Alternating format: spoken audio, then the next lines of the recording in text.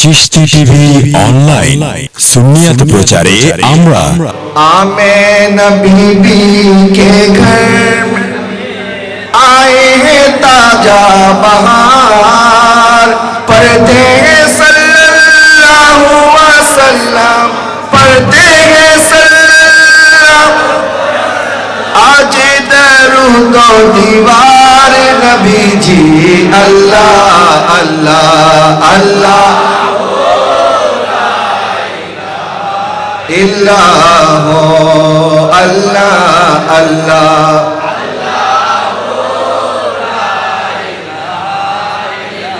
प्यारी सूरत हंसता चेहरा मुँह से झरते फूल प्यारी सूरत हंसता चेहरा मुँह से झरते फूल नूर का पुतला चद का टुकड़ा नूर का पुतला चद का टुकड़ा हक का प्यारा रसूल नबी जी अल्लाह अल्लाह अल्लाह इल्लाह अल्लाह अल्लाह अल्लाह ला इलाहा इल्लल्लाह मुहम्मदुर रसूलुल्लाह सल्लल्लाहु अलैहि वसल्लम बिस्मिल्लाहिर रहमानिर रहीम इहदिनास सिरातल मुस्तकीम सिरातल लज़ीना अनअमता अलैहिम सदक़ल्लाहु मौलाना अज़ीम व सदक़ रसूलुहुन नबियुल करीम व नहनु अला ज़ालिका मिनश शाहिदीन वश शाकिरीन अल्हम्दुलिल्लाहि रब्बिल आलामीन। হামিরচর সর্বস্তরের এলাকাবাসীর সার্বিক সহযোগিতায় হিলফুল ফজুল আনারুল্লাহ শাহজি রহমতুল্লাহি আলাইহি যুব কমিটির আয়োজনে আহলে বাইতে রাসূল সাল্লাল্লাহু আলাইহি ওয়াসাল্লামের স্মরণে 10 দিন ব্যাপী নবমতম পবিত্র শাহাদাতে কারবালা মাহফিল 2021 এর পরম শ্রদ্ধাভাজন সভাপতি আজকের ষষ্ঠ দিবসের সম্মানিত সভাপতি বিশিষ্ট সমাজসেবক জনাব হাজী মোহাম্মদ রমজান আলী তালুকদার সাহেব উপস্থিত অত্র মসজিদের সম্মানিত পেশ ইমাম হযরতুল আল্লামা মাওলানা আজিজুল হক আল কাদরি সাহেব মুদ্দাজিলুল আলী উপস্থিত অত্র মসজিদের সম্মানিত মুয়াজ্জিন খাদিম সহ মুসল্লিয়ানে কেরাম বিশেষ করে হিলফুল ফজুল আনারুল্লাহ শাহজি রহমতুল্লাহি আলাইহি যুব কমিটির সম্মানিত কর্মকর্তা ভাইরা দূর দূরান্ত থেকে উপস্থিত আশিকিন জাকিরিন মুহিব্বিন রাহিমানি রাহিমাকুমুল্লাহ আসসালামু আলাইকুম ওয়া রাহমাতুল্লাহি ওয়া বারাকাতুহু। মহান রব্বুল আলামিনের আলিশান দরবারে শুকরিয়া আদায় করছি যে আল্লাহ সুবহানাহু ওয়া তাআলা আমাদেরকে এই করোনা মহামারীর মধ্যেও আল্লাহর প্যারা হাবিব হুজুরে পূর্ণ রাহমাতুল লিল আলামিন মুহাম্মদ মুস্তাফা আহমদ মুস্তাফা সাল্লাল্লাহু আলাইহি ওয়াসাল্লামের নূরানি পুত এবং পবিত্র আহলে বাইতের স্মরণে যাদেরকে আমরা 5 ওয়াক্ত নামাজে স্মরণ করি আল্লাহুম্মা সাল্লি আলা মুহাম্মদ ওয়া আলা আলি মুহাম্মদ যাদেরকে আল্লাহ সুবহানাহু ওয়া তাআলা নামাজের অংশ বানিয়ে দিয়েছেন নবীজির বংশ নামাজের অংশ বলেন নবীজির বংশ নামাজের এমন একটা বংশকে এমন একটি পরিবারকে স্মরণ করে আমরা এখানে উপস্থিত হয়েছি জড়ো হয়েছি যখন রাষ্ট্রপতি তার পরিবারকে স্মরণ করার জন্য কোনো অনুষ্ঠানের আয়োজন করে মানুষকে টাকা দিয়ে হায়ার করে তারপরে দাওয়াত দিতে হয় যখন প্রাইম মিনিস্টার তার পরিবারকে স্মরণ করার জন্য অনুষ্ঠান করে তখন টাকা দিয়ে তার দলের লোকজনকে আনতে হয় কিন্তু আমার নবীর পরিবারবর্গ এমন পরিবারবর্গ যাদেরকে স্মরণ করার জন্য টাকা দিয়ে আনতে হয় না বরং আপনারা এসে আরো টাকা দিয়ে যান কারণ নবীজির বংশ এমন একটি পুত এবং পবিত্র বংশ পৃথিবীর কোন বংশ সম্পর্কে আল্লাহ সুবহানাহু ওয়া তাআলা পবিত্রতার ঘোষণা আসে নাই একমাত্র নবীর পরিবারের পবিত্রতার ঘোষণা দিয়েছেন রব্বুল আলামিন ইন্নামা ইউরিদুল্লাহু লিইউযহিবা আনকুমুর রিজসা আহলাল বাইতি ওয়া ইউতাহহিরাকুম তাতহীরা। আমার আল্লাহ বলেন, হাবিব আমি চাই আপনি নবীর পরিবারকে সমস্ত প্রকার অপবিত্রতা থেকে আমি আল্লাহ হেফাজত করব। পাঁচ ওয়াক্ত নামাজের পরে আমরা আমাদের বংশধরদের জন্য দোয়া করি, আল্লাহ আমাদের বংশ যেন অপবিত্রতা থেকে হেফাজতে থাকে। আমরা আমাদের পরিবারকে বাঁচানোর জন্য আল্লাহর কাছে দোয়া করি। আর স্বয়ং রব্বুল আলামিন নবীর পরিবারের জামিনদার হয়ে গেলেন। আল্লাহ বললেন, আমি চাই আপনার পরিবারকে আমি আল্লাহ নিজে হেফাজত করব। এমন একটি পুত এবং পবিত্র বংশধরদের স্মরণে উপস্থিত হয়েছি। আল্লাহ পাক আমাদের প্রত্যেকের হাজিরিকে কবুল করুক, সকলে বলুন আমিন। প্যারে হাজরিন, লম্বা চূড়া আলোচনা করার সুযোগ নাই, যেহেতু আপনারা 10 দিন ব্যাপী এই মাহফিলে অংশগ্রহণ করেন। আমি চেষ্টা করব অতি অল্প সময়ে আমার বিষয়বস্তুর আলোকে কয়েকটি কথা আপনাদের খেদমতে আরজ করার জন্য। মাহফিল কমিটির পক্ষ থেকে আমাকে একটি বিষয় জানানো হয়েছে যে যুগে যুগে বাতিল ফিরকা এবং আহলে সুন্নাত ওয়াল জামাত মসলকে আলা হযরত এই কয়েকটি বিষয়ের আলোকে আমাকে আলোচনা করার জন্য ওনারা অনুরোধ করেছেন। আমি চেষ্টা করব আমার ক্ষুদ্র জ্ঞানে, আল্লাহ পাক যদি আমাকে তৌফিক দান করে এই বিষয়টা আপনাদের খেদমতে আরজ করার চেষ্টা করব। আল্লাহ যেন আমাকে সঠিকভাবে বলার, আপনাদেরকে ধৈর্য ধারণের সাথে শোনার, আমাদের প্রত্যেককে আমল করার তৌফিক দান করুক, সকলে বলুন আমিন। প্যারে হাজরিন, কোরআনুল কারীমের সবচেয়ে পঠিত সাবউল মাসানি যাকে বলা হয়েছে, সেই সূরা আল ফাতিহার পরিচিত একটি আয়াত আমি তেলাওয়াত করেছি। আল্লাহ সুবহানাহু ওয়া তাআলা আমাদেরকে শিক্ষা দিচ্ছেন কি করে আমরা আল্লাহর কাছে দোয়া করব। ইহদিনাস সিরাতাল মুস্তাকিম সিরাতাল লাযিনা আন'আমতা আলাইহিম। আল্লাহর কাছে আমরা 5 ওয়াক্ত নামাজে দৈনিক 17 রাকাত ফরজ সালাতে 17 রাকাতের মধ্যে আমরা এই সূরা ফাতিহা তেলাওয়াত করতে হয়, ঠিক কি না? এরপরে সুন্নাত, এরপরে ওয়াজিব, এরপরে নফল যে সালাতগুলি আছে প্রত্যেকটা রাকাতে সূরা ফাতিহা ছাড়া কোনো নামাজ হবে লা সালাতা ইল্লা বিফাতিহাতিল কিতাব। সূরা ফাতিহা ছাড়া নামাজ হবে না। এই সূরা ফাতিহা আমরা প্রত্যেকেই তেলাওয়াত করি, আল্লাহর কাছে দোয়া করি, আল্লাহ আপনি আমাদেরকে সিরাতে মুস্তাকিম সঠিক সরল পথে পরিচালিত করুন। সেই পথ কোনটা? সিরাতাল লাযিনা আন'আমতা আলাইহিম, যেই পথে আপনার নিয়ামত প্রাপ্ত বান্দাগণ চলেছেন, আপনার প্রিয় ভাজনগণ যেই পথে চলেছেন, আমাদেরকে সেই পথে পরিচালিত করুন। এখন নিয়ামত প্রাপ্ত বান্দাগণ কারা? আল্লাহ সুবহানাহু ওয়া তাআলা কোরআনের আরেকটি জায়গায় ইরশাদ করছেন, মাইয়ুতি ইল্লাহা ওয়া রাসূলা ফাউলাইকা মাআল্লাযীনা আন'আমাল্লাহু আলাইহিম মিনান নাবিয়্যিনা ওয়াস সিদ্দীকিনা ওয়াশ শুহাদাই ওয়াস সালিহিন ওয়া হাসুনা উলাইকা রফিকা। আল্লাহ বলছে যারা আল্লাহ এবং তার রাসূলকে অনুসরণ করে, ইতাআত করে, আল্লাহ এবং তার রাসূলকে ইতাআত যারা করে, তারা কাদের সাথে থাকবে? প্রথমে সিদ্দিকিনদের সাথে থাকবে। কাদের সাথে? আরো জোরে কাদের সাথে? মাইয়ুতি ইল্লাহ ওয়া রাসূলা ফাউলাইকা মাআল্লাযীনা আন'আমাল্লাহু আলাইহিম মিনান নাবিয়্যিন, প্রথমে নবীদের সাথে। প্রথমে আল্লাহ বলেছেন নবীদের সাথে, ওয়াস সিদ্দিকিনা 2 নাম্বার সিদ্দিকদের সাথে, ওয়া শুহাদাই শহীদদের সাথে, ওয়াস সালিহিন সালিহিনদের সাথে, ওলি আল্লাহদের সাথে। জোরে বলুন সুবহানাল্লাহ। কিছু মানুষ আছে তারা নাকি ওলি আল্লাহ খুঁজে পায় না, কিন্তু কোরআনের মধ্যে সালেহিন এই শব্দটা আছে না নাই? তো সালেহিন মানেই তো ওলি আল্লাহ।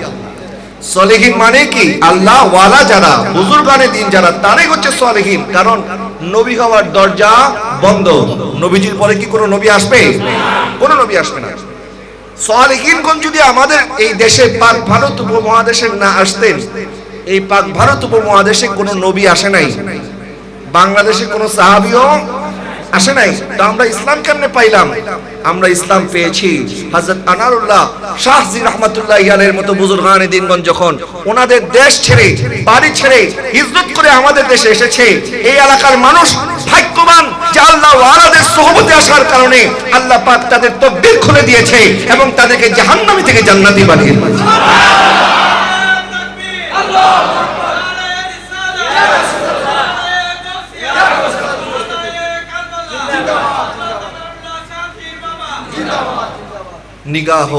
निगाहे वलियों में ये तासीर देखे बदलते हजारों की तकदीर देखे। ওলি আল্লাহদের তাওয়াজ্জু, তাদের নেক নজর মানুষের তকদিরকে পরিবর্তন করে দেয়। তো তারা তো নবীও নয়, তারা কারা? তারা হচ্ছে ওলি আল্লাহ। তারা কারা? ওলি আল্লাহ, সালেহিন, বুজুর্গানে দিন, পিয়ারে হাজরিন।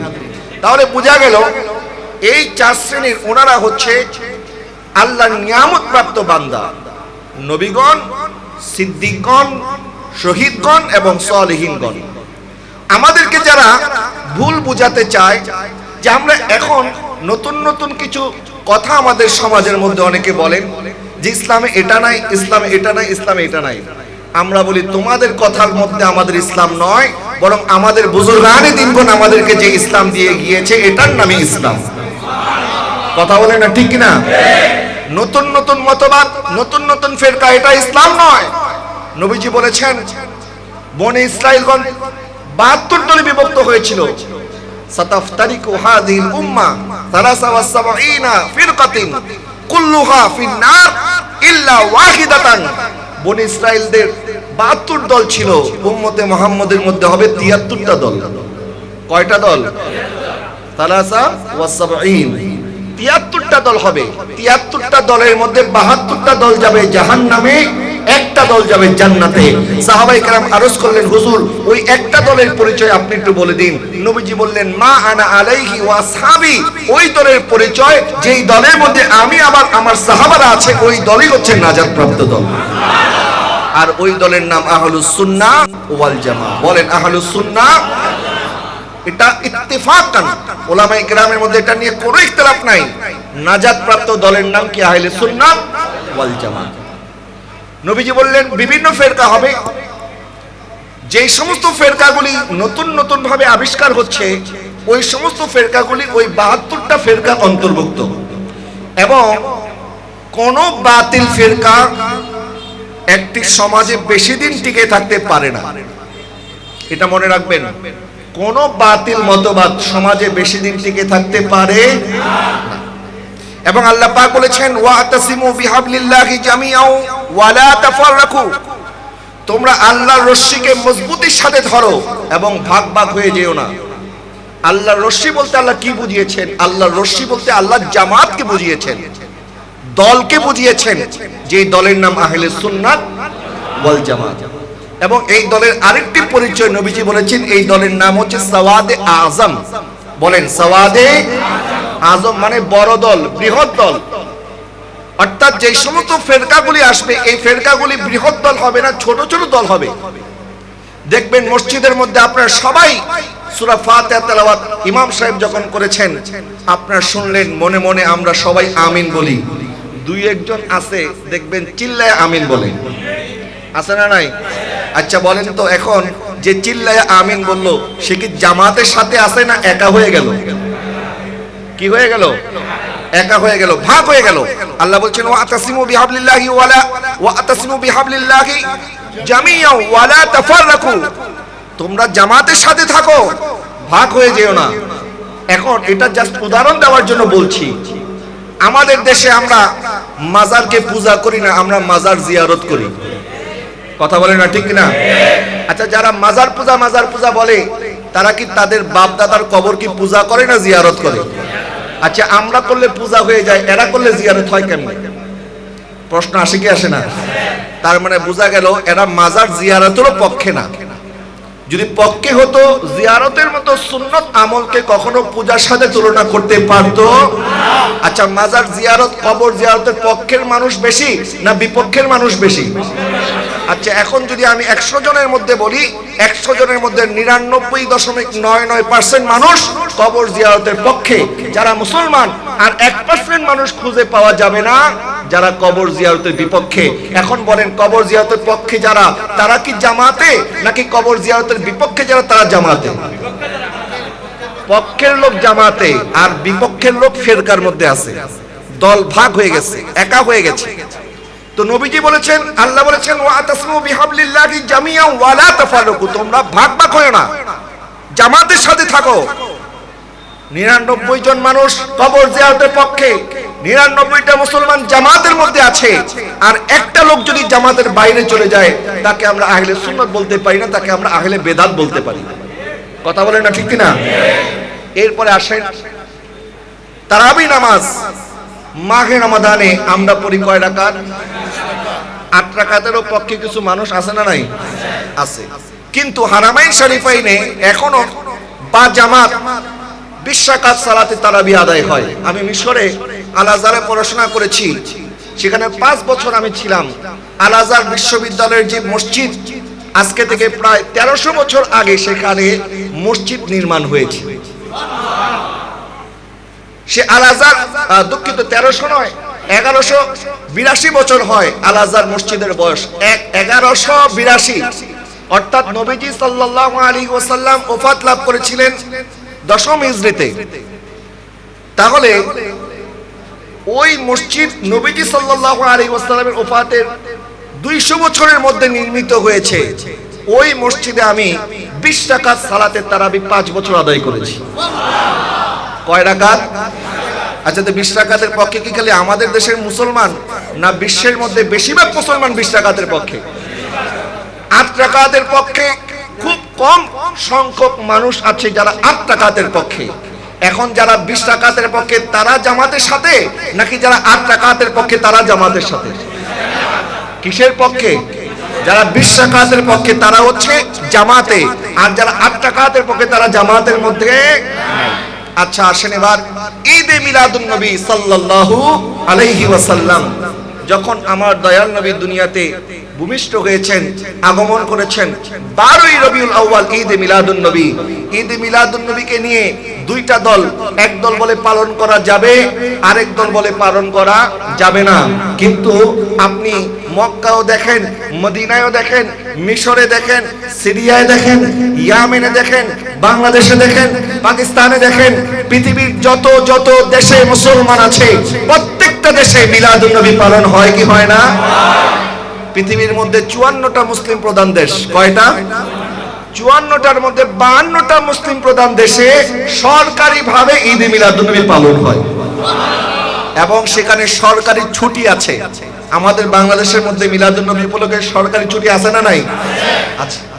2টা দেশ, 1 নাম্বার সৌদি আরব, 2 নাম্বার কাতার।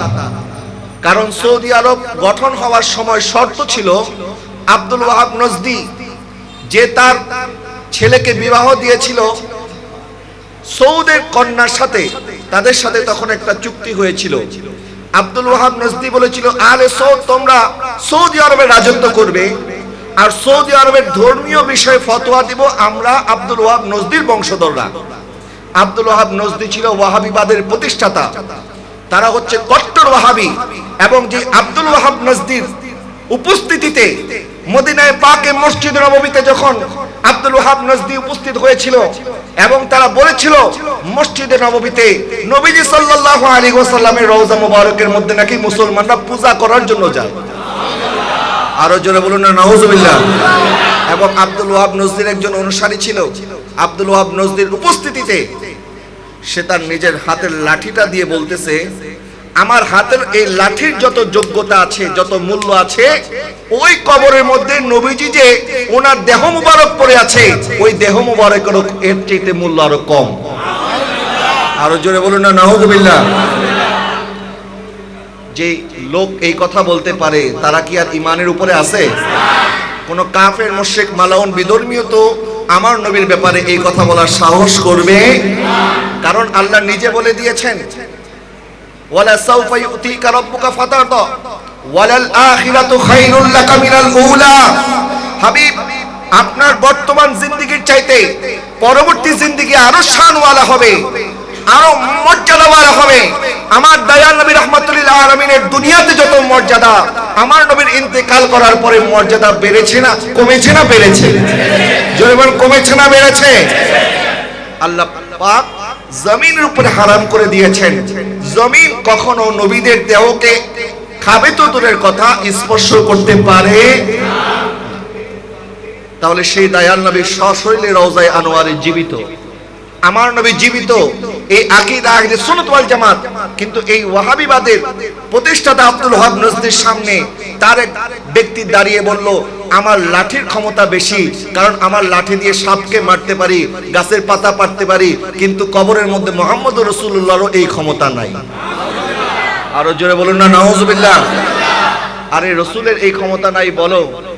রসুল তো অনেক উপরের কথা।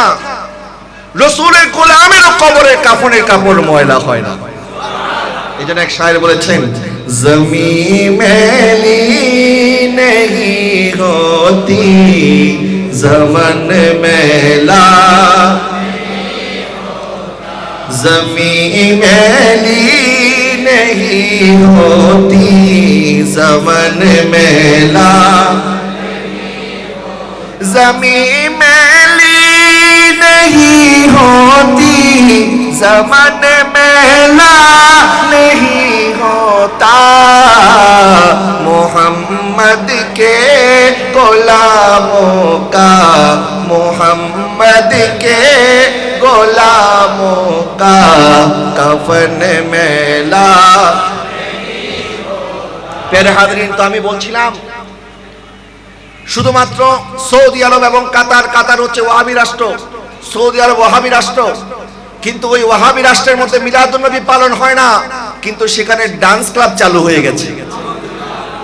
তাহলে তাদের মধ্যে ডান্স করা জায়েজ, বারে গিয়ে মদ খাওয়া জায়েজ, ক্লাবে গিয়ে খেলাধুলা জায়েজ, নবীর মিলাদ না জায়েজ। জোরে বলুন না নাউযুবিল্লাহ। আচ্ছা, এখন সৌদি আরব আমাদের জন্য দলিল না কোরআন হাদিস দলিল? আচ্ছা, সৌদি আরব যদি দলিল হয় তাহলে মদিনায় মসজিদ নববীর মধ্যে আমার নবী রওজায়ে আনোয়ারের উপরে একটি সবুজ গম্বুজ আছে কি আছে না?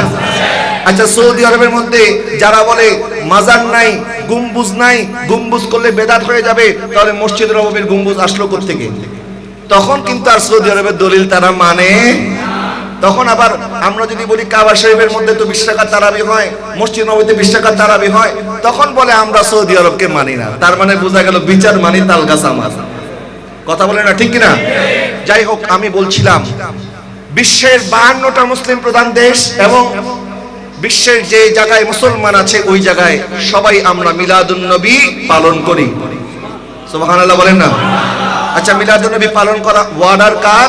আল্লাহ। আল্লাহ পাক বলছেন, কুল বিফাদলিল্লাহি ওয়া বিরহমাতিহি ফাবিযালিকা ফালইফরাহু ওয়া খায়রুম মিম্মা ইয়াজমাউন। হাবিব, আপনি বলে দিন আমি আল্লাহর পক্ষ থেকে ফজল এবং রহমত পাওয়ার কারণে আপনার উম্মতরা যেন খুশি হয়, আনন্দ প্রকাশ করে। সুবহানাল্লাহ। এখন যারা বলেন দিবস পালন করা ইসলামে বৈধ নয়, আচ্ছা জুমার দিন এটা একটা নির্দিষ্ট দিন কিনা? এটা একটা নির্দিষ্ট দিন, এটা একটা আলাদা দিন। কারণ কি? ফিহি খুলিকা আদম, আদম আলাইহিস সালামকে এই দিনে সৃষ্টি করা হয়েছে। আদম আলাইহিস সালামকে সৃষ্টি করার কারণে যদি জুমার দিন দামি হতে পারে, লাইলাতুল কদর এটা অন্য 10টা রাতের মতো নয়। লাইলাতুল কদরের দাম কি? খায়রুম মিন আলফি শাহর। লাইলাতুল কদরের দাম হচ্ছে 1000 মাসের চাইতেও বেশি। এক রাত ইবাদত করলে 1000 মাস চাইতে বেশি সওয়াব আল্লাহ আমাদেরকে দান করেন। তাহলে অন্যান্য রাতও আল্লাহ সৃষ্টি করেছেন, লাইলাতুল কদরের রাতও আল্লাহ সৃষ্টি করেছেন, কিন্তু অন্যান্য রাতের চাইতে লাইলাতুল কদরের দাম বেশি। কেন বেশি? কারণ আল্লাহ পাক বলছেন, কারণ আমি এই রাতে আমার কিতাব কোরআন নাজিল করেছি। সুবহানাল্লাহ।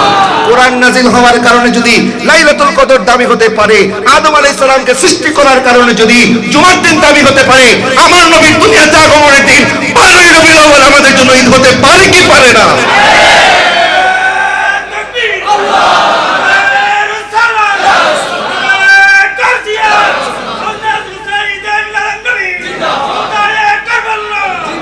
তাহলে দেখেন মিলাদুন নবীর পক্ষে মুসলমান বেশি না কম? তাহলে যারা বেশি এটা হচ্ছে জামাত, যারা বিরোধিতা করে এরা হচ্ছে ফিরকা, যারা পক্ষে এরা কি জামাতের মধ্যে আছে। কারণ আমরা বৃহত্তর মুসলমান মিলাদুন নবীর পক্ষে। শুধু যদি আমরা বাংলাদেশের মুসলমান করতাম, হুজুর আল্লামা তাইয়্যিব শাহ রাহমাতুল্লাহি আলাইহি 1976 সালে বাংলাদেশের জশ্নে জুলুস শুরু করে, জশ্নে জুলুসের উদ্ভাবক বা এই কাজ হুজুর শুরু করে নাই, বরং 1400 বছর যাবত মুসলমানরা নবীর আগমনে খুশি উদযাপন করে আসতেছে।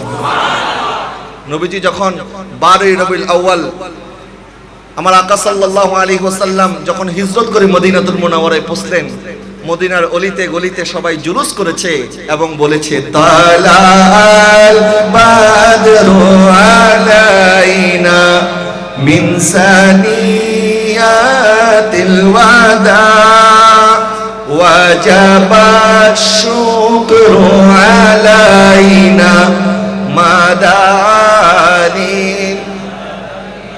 তো আমার বলার উদ্দেশ্য হচ্ছে, দেখেন আমরা জামাতের সাথে থাকতে চাই, নবীজি বলেছেন সিওয়াদে আজম আহলে সুন্নাত ওয়াল জামাতের পরিচয় সিওয়াদে আজম, বৃহত্তর জামাত, বড় দল। তাহলে যে কয়েকটি কথা বললাম এটি বোঝানোর জন্য বললাম যে আমরা এই আমল যারা করি আমরা জামাতে আছি, আর এই আমলের বিপক্ষে যারা আছে তারা জামাতের মধ্যে, তাহলে তারা ওই 72 দলের অন্তর্ভুক্ত, আর আমরা আহলে সুন্নাত ওয়াল জামাত আমরা জামাতের মধ্যে আছি। নবীজি সাল্লাল্লাহু আলাইহি ওয়াসাল্লামের জামানা থেকে কিছু মুনাফিকের উদ্ভব হয়েছিল। ফারুক আজমের শাহাদাতের পরে ওই মুনাফিকরা মাথাচাড়া দিয়ে উঠে ইহুদি এবং নাসারাদের চক্রান্তে মুসলমানদের মধ্যে কিছু লোক ঢুকে তখন হযরত ওসমান জিন্নুরাইনকে শহীদ করে। হযরত ওসমান জিন্নুরাইনকে শহীদ করার মাধ্যমে মুসলমানদের মধ্যে ব্যাপক একটা বিভ্রান্তি এবং ব্যাপক ধরনের একটি নৈরাজ্যের সৃষ্টি হয়ে যায়। হযরত আলী রাদিয়াল্লাহু তাআলার জামানায় সর্বপ্রথম পথভ্রষ্ট যেই দলের ব্যাপারে নবীজি সাল্লাল্লাহু আলাইহি ওয়াসাল্লাম সতর্ক করেছিলেন, নবীজি যখন এক যুদ্ধ থেকে আসলেন, আসার পরে গনিমতের মাল বন্টন করছেন, আমার নবী কাউকে একটু বেশি দিলেন, কাউকে একটু কম দিলেন। একজন দাঁড়ায় প্রশ্ন করলো, হুজুর ও মুহাম্মদ সাল্লাল্লাহু আলাইহি ওয়াসাল্লাম, আমি দেখতেছি আপনি আদল এবং ইনসাফ করতেছেন না। আরো জোরে বলুন না নাউজুবিল্লাহ। নবীজি বললেন, আমি যদি ইনসাফ না করি আর কে ইনসাফ করবে? আমার নবীর মর্তবা মর্যাদা ইনসাফ পর্যন্ত নয়।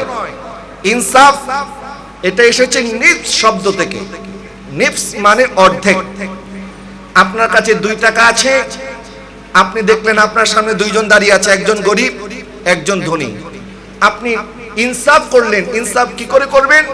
আপনার হাতে যেহেতু 2 টাকা, আপনি অর্ধেক করে 1 টাকা তাকে দিবেন আর 1 টাকা তাকে দিবেন। এটার নাম হচ্ছে ইনসাফ।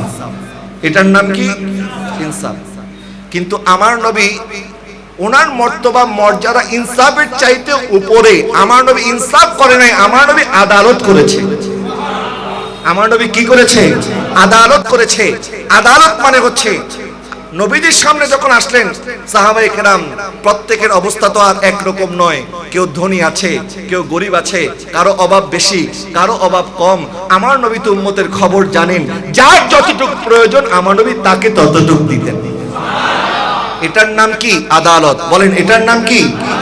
যখন ওই আব্দুল্লাহ ইবনে যুলখায়সা তামিমি মুনাফিক এই কথা যখন বললেন, হে আমার নবী, আমি দেখছি আপনি ইনসাফ করছেন না। আমার নবী বলছেন, আমি তো এসেছি ইনসাফ প্রতিষ্ঠা করার জন্য। আমি যদি ইনসাফ না করি আর কে ইনসাফ করবে? আমার নবীর সাহাবী হযরত ওমর ফারুক রাদিয়াল্লাহু তাআলা দাঁড়িয়ে গেলেন, বলেন, ইয়া রাসূলুল্লাহ, আপনি অনুমতি দিন, আক্তুল উনুকহু, আমি তার গর্দান উড়িয়ে দেব। আমার নবী বললেন, না ওমর, তুমি রাগান্বিত হয়ো না, তাকে কতল করো না, তাকে ছেড়ে দাও। আমি দেখছি তার নসল থেকে, তার বংশধর থেকে এমন এমন মানুষের বের হবে, এমন এমন মানুষ বের হবে, তারা যখন কোরআন তেলাওয়াত করবে, তোমাদের কোরআন তেলাওয়াত তাদের সামনে কিছুই হবে না। তারা যখন এমন ভাবে নামাজ পড়বে, তোমাদের নামাজও তাদের নামাজের সামনে কিছু না। কিন্তু মনে রাখবে, তাদের হলক থেকে ঈমান প্রবেশ করবে না।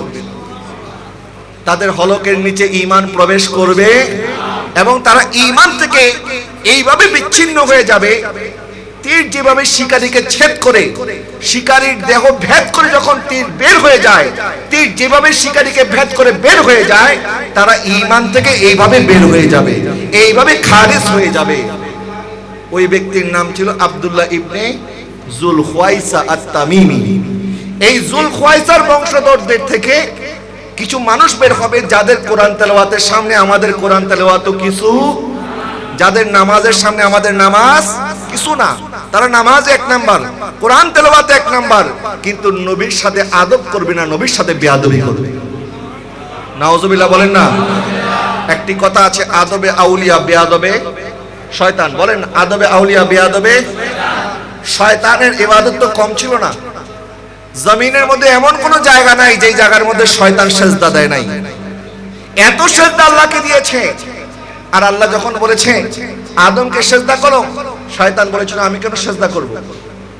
খালাকতানি মিন নার ওয়া খালাকতাহু মিন তিন, আমাকে সৃষ্টি করেছেন আগুন থেকে, আদমকে সৃষ্টি করেছেন মাটি থেকে, তা আমি তো আদম থেকে শ্রেষ্ঠ, আমি কেন সেজদা করব? আল্লাহ পাক সাথে সাথে শয়তানকে বের করে দিলেন। আদম আলাইহিস সালামের সাথে বেয়াদবি করার কারণে যদি মুআল্লিমুল মালায়েকা থেকে আযাজিল শয়তান হয়ে যেতে পারে, শয়তানের ইবাদত শেষ হয়ে যেতে পারে, তাহলে যিনি আদমেরও নবী, যিনি ঈসারও নবী, যিনি মুসারও নবী, যিনি ইব্রাহিমের নবী, যিনি ইসহাকের নবী, যিনি সমস্ত নবীদের নবী, ওই নবীর সাথে বেয়াদবি করলে আমাদের আমলের কোনো দাম আছে? কিসের বড়াই আমরা করছি? বেয়াদবদের কোনো আমলের মূল্য। নবী সাল্লাল্লাহু আলাইহি সাল্লাম বললেন, তারা নামাজে তোমাদের চাইতে বেশি, ইবাদতে তোমাদের চাইতে বেশি, কোরআন তেলাওয়াতে তোমাদের চাইতে বেশি, কিন্তু তারা আমি নবীর সাথে বেয়াদবকারী হবে। হযরত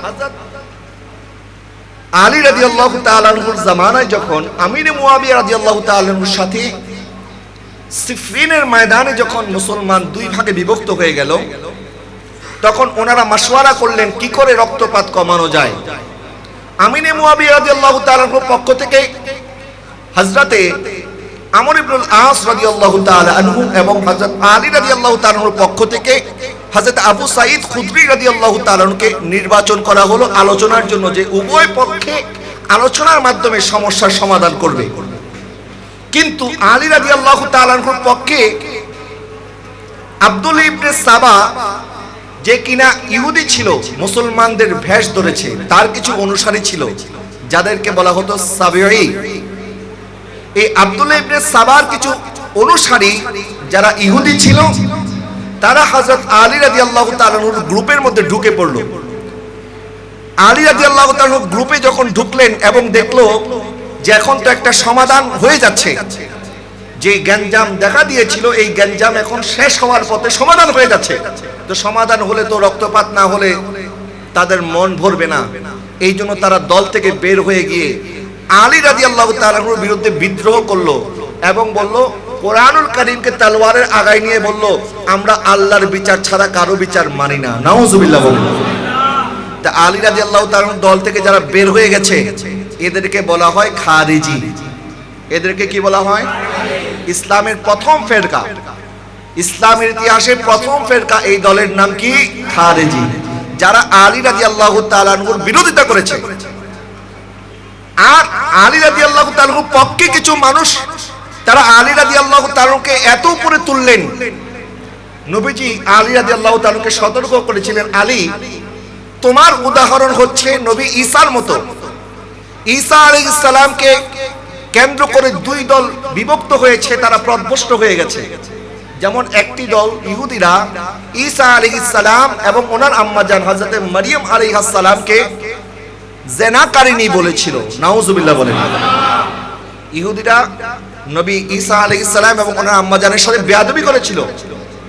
আর নাসারা যারা, খ্রিস্টান যারা, তারা ঈসা আলাইহিস সালামকে ইবনুল্লাহ, আল্লাহর পিতা বলেছিল। নাউজুবিল্লাহ বলেন। তাহলে দুই দলই পথভ্রষ্ট, ইহুদিরাও পথভ্রষ্ট ঈসা আলাইহিস সালামকে গালি দেওয়ার কারণে, আর নাসারারাও পথভ্রষ্ট তারা অতি ভক্তি দেখানোর কারণে। নবীজি বলেছিলেন, আলী তোমাকে কেন্দ্র করে এরকম দুইটা দল আসবে, দুই দলই পথভ্রষ্ট। যারা আলী রাদিয়াল্লাহু তাআলার বিরুদ্ধে বিদ্রোহ করেছিল তারা হয়ে গেল খারেজি, আর যারা আলী রাদিয়াল্লাহু তাআলার অতি মুহাব্বতের কথা বলতো তারা হয়ে গেছে শিয়া। তারা কি হয়ে গেল? তাহলে আমরা পেলাম দুই দল বিভক্ত হয়ে গেল। একদল আলী রাদিয়াল্লাহু তাআলার বিরুদ্ধে যুদ্ধ করেছে, আরেক দল আলী রাদিয়াল্লাহু তাআলাকে উঠাতে উঠাতে অন্যান্য সাহাবায়ে কেরামকে গালিগালাজ শুরু করে দিয়েছে।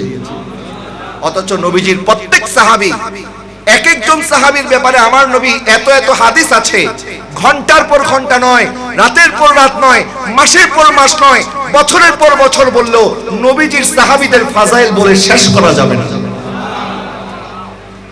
পৃথিবীর মধ্যে যত গাছ আছে, গাছের পাতার চাইতেও নবীর সাহাবীদের ফজিলত বেশি। আরো জোরে বলুন না সুবহানাল্লাহ। এইজন্য এক উর্দু শায়ের বলেছিলেন, আপনি আমার সাথে অর্ধেক অর্ধেক শেয়ার করবেন। আমি বলবো হর সাহাবী এ নবী, আপনি বলবেন জান্নাতি। বলতে পারবেন তো? 50-50। হর সাহাবী এ নবী জান্নাতি, হর সাহাবী এ নবী জান্নাতি, हर सहाबी ए नबी जन्नती जन्नती, हर सहाबी ए नबी जन्नती जन्नती, हर सहाबी ए नबी जन्नती जन्नती, हर सहाबी ए नबी जन्नती जन्नती। নবীর প্রত্যেকটা সাহাবী জান্নাতি। জোরে বলুন না সুবহানাল্লাহ। এই খারজি ফিতনা এবং শিয়া ফিতনা এখনো আমাদের দেশে আছে, আছে না নাই? কিন্তু তাদের খোলসটা পরিবর্তন হয়েছে, তাদের খোলস তারা পরিবর্তন করেছে। নিজেদেরকে খারজি পরিচয় দেয় না, নিজেদেরকে শিয়া পরিচয় দেয় না, আসলে কিন্তু তারা কেউ খারজি কেউ শিয়া। এই দেশের মানুষ সহজ সরল, এই দেশের মানুষ সুন্নিয়তকে ভালোবাসে, এই দেশের মানুষ আহলে সুন্নাত ওয়াল জামাতের পক্ষে, যার কারণে খারিজিরাও নিজেদেরকে সুন্নি পরিচয় দেয়, শিয়ারাও নিজেদেরকে সুন্নি পরিচয় দেয়। কথা বলে না ঠিক কিনা? এখন তাদের কাছ থেকে আমরা কি করে বাঁচবো? এবং খারিজিদের কয়েকটা আকীদা শুনেন। খারিজিদের আকীদা হচ্ছে, খারিজিরা বলে যারা কবিরা গুনাহকারী তারা প্রত্যেকেই জাহান্নামী। নাউজুবিল্লাহ বলেন না? তারা কাফের। খারিজিরা মনে করে কবিরা গুনাহকারীরা কাফের হয়ে গেছে। আমাদের আহলে সুন্নাত ওয়াল জামাতের আকীদা কবিরা গুনাহকারীরা কাফের হয় না, তারা ফাসিক হয়। কি হয়? তাদের তওবার দরজা খোলা আছে কি নাই? আছে। খারিজিদের 2 নম্বর আকীদা, যারা যেই সমস্ত নারীদের ঋতুস্রাব হয় একটি সময় থাকে, ওই সময় নারীরা নামাজ পড়তে পারে না। কিন্তু খারিজিরা বলে না, নারীদেরকে ওই অবস্থায় নামাজ পড়তে হবে।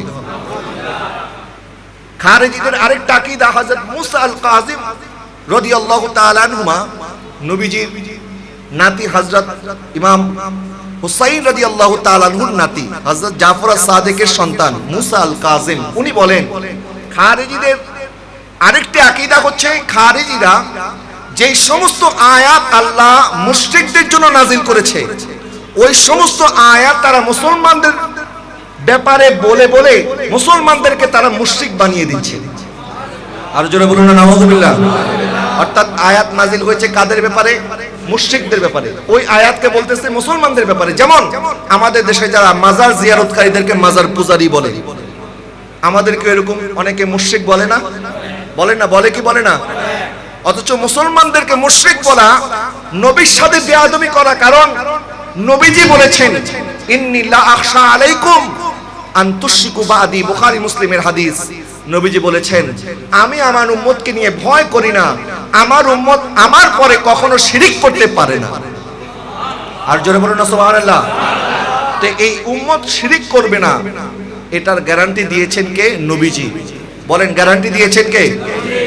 কিন্তু নবী বলেন আমি ভয় করি, ইন্নী আখশা আলাইকুম আন তানাফুসু ফিহা, আমি ভয় করি তোমরা দুনিয়াদার হয়ে যাবে, তোমরা দিনদারি ছেড়ে দিবে এবং দুনিয়াদারি করতে করতে আমি আল্লাহ এবং তার রাসূলকে, আমি রাসূলকে এবং আল্লাহকে ভুলে যাবে, তোমরা দুনিয়াদার হয়ে যাবে, আমি এটা নিয়ে ভয় করি। কিন্তু তোমরা শিরিক করবে, আমি এটা নিয়ে ভয় করি না। আজকে দেখেন সৌদি আরব, আরব আমিরাত, কাতার, দুবাই, যত আরব রাষ্ট্র আছে ওই সমস্ত দেশে বিল্ডিং, বড় বড় বিল্ডিং বানানোর প্রতিযোগিতা হয়, বড় বড় বিল্ডিং বানানোর প্রতিযোগিতা করে, আবার নারীদের সাথে রাতের পর রাত সময় কাটাচ্ছে, মদের আড্ডার মধ্যে পড়ে আছে। কিন্তু অন্যান্য মুসলিম দেশে মুসলমানরা নাকে মারা যাচ্ছে, তাদের কোনো খবর নাই। কথা বলে না ঠিক কিনা? আল্লাহ কি মুসলমানদের সম্পদ কম দিয়েছে? না।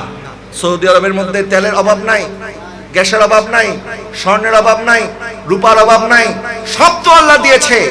কিন্তু তারা এগুলি নিয়ে কি করতেছে? তারা মুসলমান হয়ে মুসলমানদের বিরুদ্ধে লড়াই করতেছে। ইয়ামেনের মধ্যে, ইয়ামেনের এখানে কি মুসলমান না হিন্দু?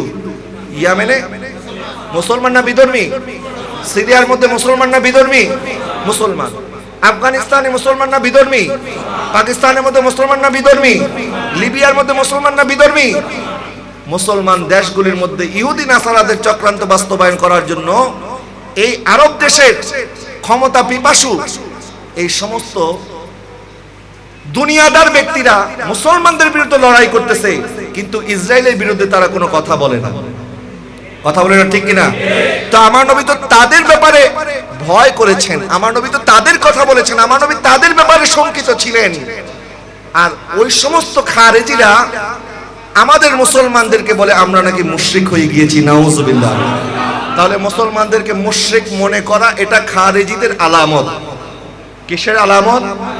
খারেজিদের আলামত। খারেজিদের আরো কয়েকটি আলামত নবী বলেছেন।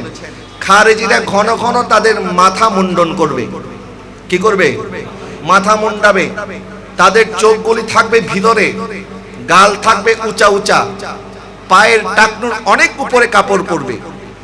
এই কয়েকটা আলামত নবীজি বলে গেছেন, এটি আমাদের বানানো কথা নয় বাবা। এই আলামত বলে গেছেন কে? নবীজি সাল্লাল্লাহু আলাইহি ওয়াসাল্লাম। আর শিয়াদের আকীদা হচ্ছে, শিয়ারা বলে যে নবীজির পরে খেলাফতের একমাত্র হকদার হযরত আলী রাদিয়াল্লাহু তাআলা। নাউজুবিল্লাহ বলেন। নবীজির পরে খলিফা হযরত আবু বকর সিদ্দিক, এরপরে হযরত ওমরে ফারুক, এরপরে হযরত উসমানে যিন্নুরাইন, এরপরে হযরত আলী রাদিয়াল্লাহু তাআলা। এটা হচ্ছে খেলাফতের ধারাবাহিকতা। সাহাবায়ে কেরামের মর্যাদার দিক থেকে আফদালুল বাশার বাদাল আম্বিয়া সিদ্দিক আকবর সবাই একমত, নবীজির পরে সমস্ত আম্বিয়া আলাইহিমুস সালামদের পরে জমিনের মধ্যে সর্বশ্রেষ্ঠ মানুষের নাম আবু বকর সিদ্দিক। যারা বলুন না সুবহানাল্লাহ।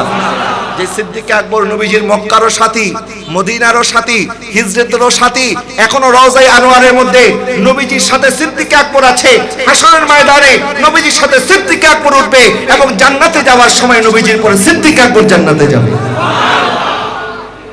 এরপরে হযরত ওমর রাদিয়াল্লাহু তাআলার ব্যাপারে নবীজি বলেছেন, আল্লাহ যদি আমার পরে কাউকে নবুয়ত দান করতেন তাহলে সেটা হতো ওমর। সুবহানাল্লাহ বলেন না। এবং একবার নবীজি হযরত আবু বকর সিদ্দিকের হাত ধরলেন, হযরত ওমরের হাত ধরলেন। মসজিদ নববী থেকে যখন বের হচ্ছেন নবীজি বললেন, হা কাযা নুবআসু ইয়াউমাল কিয়ামা, দেখো দেখো আমার ডান দিকে আবু বকর, বাম দিকে ওমর, দেখো ঠিক এইভাবে আমরা হাশরের ময়দানে আমাদের কবর থেকে উঠব। আচ্ছা, নবীজির ইন্তেকাল ওফাত হয়েছে আরো অনেক পরে, তো নবীজি ঘোষণা করলেন আমরা একসাথে কবর থেকে উঠবো, রওজা থেকে একসাথে উঠবো। তাহলে হযরত আবু বকর সিদ্দিকেরও মাজার যে নবীজির সাথে হবেন, ওমরের মাজারও যে নবীর সাথে হবে, এটা আমার নবী জানে কি জানে না? যারা বলে নবীজি জানে না কালকে কি হবে, এটাও নাকি নবীজি জানে না। নাউযুবিল্লাহ বলেন। আল্লাহ পাক বলছেন, ওয়ামা ইয়ানতিকু আনিল হাওয়া ইন হুয়া ইল্লা ওয়াহি ইউহা। আমার নবী জানে না কে বলেছে, আমার নবী সব কিছু জানিয়ে দেন কে? ওমা হুয়া আলাল গায়বি বিদনিন। আল্লাহ তার হাবিবকে গায়েব জানাতে কৃপণতা করে না। নবী সাল্লাল্লাহু আলাইহি ওয়াসাল্লাম হযরত উসমান ইবনে যুরাইনকে কত ভালোবাসতেন। একবার এক জানাজা যাচ্ছে, সাহাবায়ে কেরাম বললেন, হুজুর আমরা জানাজার নামাজ পড়তে যাব। নবীজি বললেন, জানাজার মুখটা খুলো। জানাজার মুখ যখন খোলা হলো, আমার নবী বললেন, আমি তার জানাজা পড়াবো না। নবী হচ্ছে রাহমাতুল লিল আলামিন, যেই নবী উহুদের ময়দানে দান্দার শহীদ হওয়ার পরও আমার নবী বদদুয়া করে নাই। আমার নবী বলছে, আল্লাহুম্মা হাদি কওমি ফাইন্নাহুম লা ইয়ালামুন। আল্লাহ আপনি আমার কওমের উপরে আযাব দিয়েন না, তাদেরকে ক্ষমা করে দিন, তারা আমাকে চিনতে পারে নাই। সুবহানাল্লাহ। যেই নবী তায়েফের বাজারে রক্তাক্ত হওয়ার পরেও তায়েফবাসীর জন্য দোয়া করেছেন, সেই রাহমাতুল লিল আলামিন বলছেন আমি তার জানাজা পড়াবো। কেন পড়াবেন না? নবীজি বললেন, কারণ এই ব্যক্তি আমার ওসমানের সাথে দুশমনি করত। নাউযুবিল্লাহ বলেন না। তাহলে যে ওসমানের দুশমন সে নবীরও দুশমন। কথা বলেন না, ঠিক না? নবীর সাহাবীর দুশমন মানে কার দুশমন? নবীর দুশমন। নবীজি উসমান ইবনে যুরাইনকে এত ভালোবাসতেন, আর এই শিয়ারা উসমান ইবনে যুরাইনের বিরুদ্ধে অপবাদ দেয় উসমান ইবনে যুরাইন নাকি কোরআন শরীফ নিজের মতো লিখেছেন। আচ্ছা, উসমান ইবনে যুরাইন যদি নিজের মতো লিখতেন তাহলে কোরআন শরীফের মধ্যে আহলে বাইতের শানে যে আয়াতগুলি আছে নিশ্চয়ই উনি যদি লিখতেন তাহলে এগুলি উনি মুছে দেওয়ার কথা ছিল, ঠিক না? কারণ তাদের দাবি উসমান ইবনে যুরাইনের সাথে আহলে বাইতের দুশমনি আছে। আসলে দুশমনি নাই, বরং উসমান ইবনে যুরাইন তো তিনি যার কাছে আমার নবী দুইজন শাহজাদিকে শাদী দিয়েছেন। নবীজি বলেন, আমার যদি আরেকটা কন্যা থাকতো আমি তাকে ওসমানের কাছে শাদী দিতাম। কোরআনের মধ্যে আল্লাহ পাক বলেছেন, ইন্নামা ইউরিদুল্লাহু লিইউযিবা আনকুমুর রিজসা আহলাল বাইতি ওয়া ইউতাহহিরাকুম তাতহীরা। আহলে বাইতের শানে এই আয়াত, কুল লা আসআলুকুম আলাইহি আজরান ইল্লাল মাওয়াদ্দাতা ফিল কুরবা। আহলে বাইতের শানে এই আয়াত। উসমান ইবনে যুরাইন যদি নিজে কোরআন লিখতেন তাহলে কি আহলে বাইতের শানে এই দুই আয়াত কোরআনের মধ্যে রাখতেন? না। আচ্ছা, যদি কেউ লেখে, লেখার সময় এমন হয় যে আমি আমার দুশমনের কথা মুছে দিলাম, তো নিজের দুই চারটা কথা লিখে দিলাম, কিন্তু কোরআন শরীফের মধ্যে উসমান ইবনে যুরাইনের নিজের পক্ষে কোনো কথা উনি লিপিবদ্ধ করেছেন, এরকম কি পাওয়া যাবে? বরং উসমান রাদিয়াল্লাহু তাআলা উনি কোরআন শরীফ নিজের মন মতো লেখে নাই, বরং উনি কোরআনকে জমা করেছেন। একত্রিত করেছেন। যেইভাবে লৌহে মাহফুজে কোরআনকে আল্লাহ সুবহানাহু ওয়া তাআলা লিখে রেখেছেন, লৌহে মাহফুজে কোরআন যেভাবে অক্ষত আছে, ঠিক একইভাবে উসমান ইবনে নুরাইন কোরআনকে ওইভাবে একসাথে জমা করেছেন। জোরে বলুন সুবহানাল্লাহ। কারণ আল্লাহ পাক নিজে এই কোরআনের হেফাজতকারী। ইন্না নাহনু নাযালনা যিকরা ওয়া ইন্না লাহু লাহাফিজুন। কোরআনে কারীমের একটি আয়াত তো দূরের কথা, যে জবর তো দূরের কথা, একটি নক্তারও হেরফের কেউ করতে পারবে না। তাহলে বোঝা গেল শিয়াদের এই দাবিও ভুয়া, শিয়াদের এই দাবিও ভ্রান্ত, ভুয়া দাবি। যাই হোক, হযরত আলী রাদিয়াল্লাহু তাআলা শাহাদাতের পরে দুই দল বিভক্ত হয়ে গেল। এক দল হচ্ছে খারিজি, আরেক দল হচ্ছে শিয়া। মাঝখান দিয়ে একটি দল সিওয়াদে আজম, যার নাম আহলে সুন্নাত ওয়াল জামাত। ইমামে হুসাইন ইমামে আলী মাকামের সাথে ইয়াজিদের যে দ্বন্দ্ব, এটা মূলত আকীদাতান কোনো দ্বন্দ্ব নয়, বরং এই দ্বন্দ্বটা ছিল ইয়াজিদ ক্ষমতা পিপাসু, নারী পিপাসু, মদখোর ছিল। ইয়াজিদ নাপাক ছিল, ইয়াজিদ পলিত ছিল, সে শারাবি ছিল, বেনামাজি ছিল, হালালকে হারামকারী ছিল, হারামকে হালালকারী ছিল।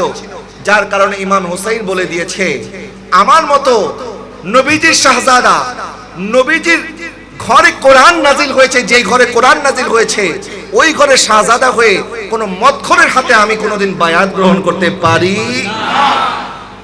ইমাম হুসাইন বললেন, ইয়াজিদের হাতে আমি বায়াত গ্রহণ করতে পারি না, কারণ নবীজির বংশ পবিত্র এবং যার পবিত্রতার ঘোষণা আল্লাহ করেছেন, পবিত্র হাত কখনো অপবিত্র হাতের হাতে বায়াত গ্রহণ করতে পারে না। ইয়াজিদকে আমার ইমাম হুসাইন সাফ জানিয়ে দিল, আমি কখনো তোমার হাতে বায়াত গ্রহণ করতে পারবো না, প্রয়োজনে জীবন চলে যাবে।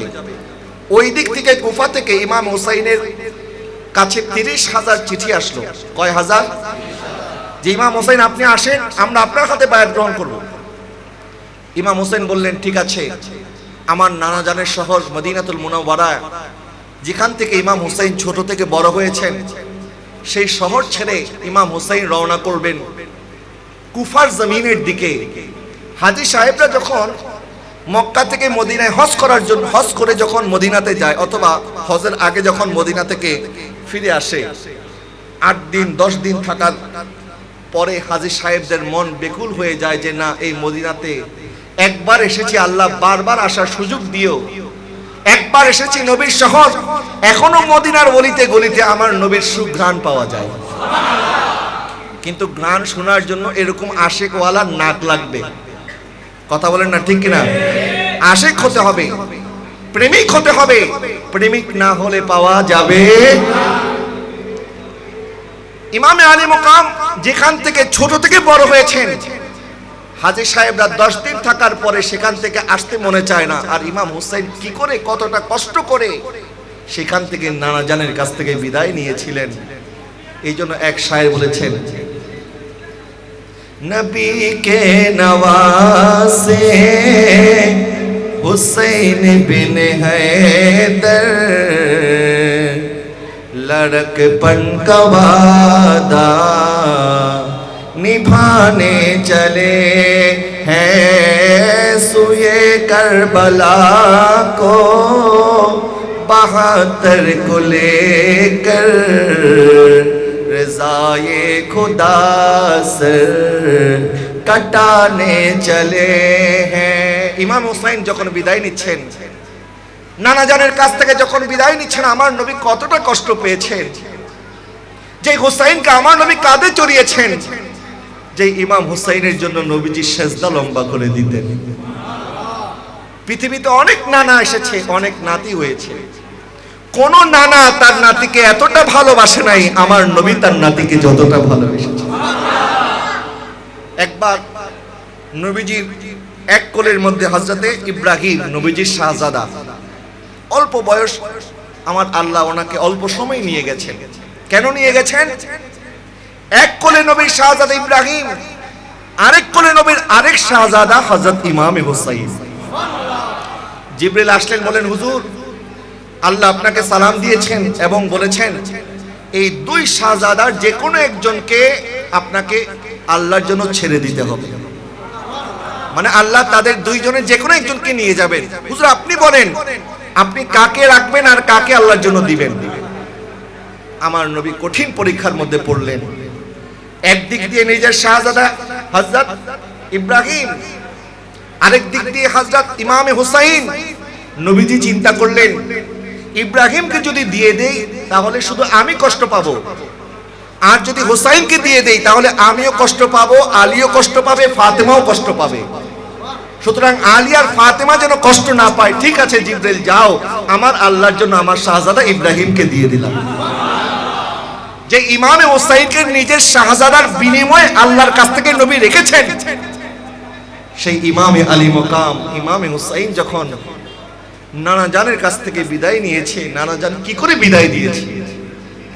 वो घर से निकल कर मदीने की बाहर खड़े हैं रहे हैं ये ज़हरा की जानिबी, ज़हरा की जानिबी।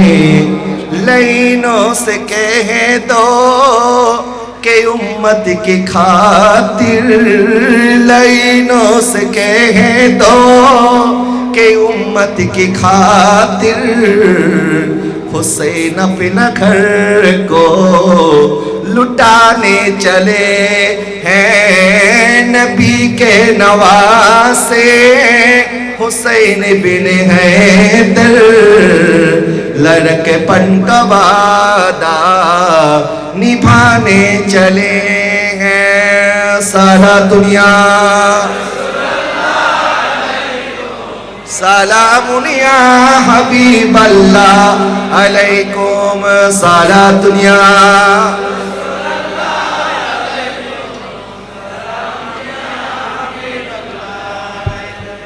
কারবালার যে ঘটনা, এই ঘটনা ছিল হক এবং বাতিলের লড়াই। কি ছিল? হক এবং বাতিলের লড়াই। এবং এখন পর্যন্ত 1400 বছর পরেও হক এবং বাতিল প্রমাণ হয় কারবালার ঘটনাকে যখন সামনে রাখি। কারবালার ঘটনাকে কেন্দ্র করে এখনো কিছু মুসলমান, নামদারি মুসলমান, যারা এজিদের পক্ষে কথা বলে। নাউজুবিল্লাহ বলেন না? তা আছে না নাই? এজিদের বংশধর এখনো আছে। কিন্তু পার্থক্য হচ্ছে এজিদের কথা যখন তারা বলে, তারা কিন্তু ভয়ে ভয়ে বলে। কারণ জানে ইমামে হুসাইনের আশেক যেখানে আছে, 72 জনের মোকাবেলায় এজিদ বাহিনী এসেছিল 22,000। কয় হাজার? তো এজিদ বাহিনীর সেনাপতি যে ছিল সে এজিদের দরবারে আবার চিঠি লিখে যে হুজুর, হে মুসলমানদের তাদের ভাষায়, তারা তো এজিদকে আমিরুল মুমিনিন বলতো। নাউজুবিল্লাহ বলেন। আমিরুল মুমিনিন নয়, বরং আমিরুশ শায়াতিন ছিল এজিদ। এজিদ ছিল শয়তানের আমির। কিসের আমির?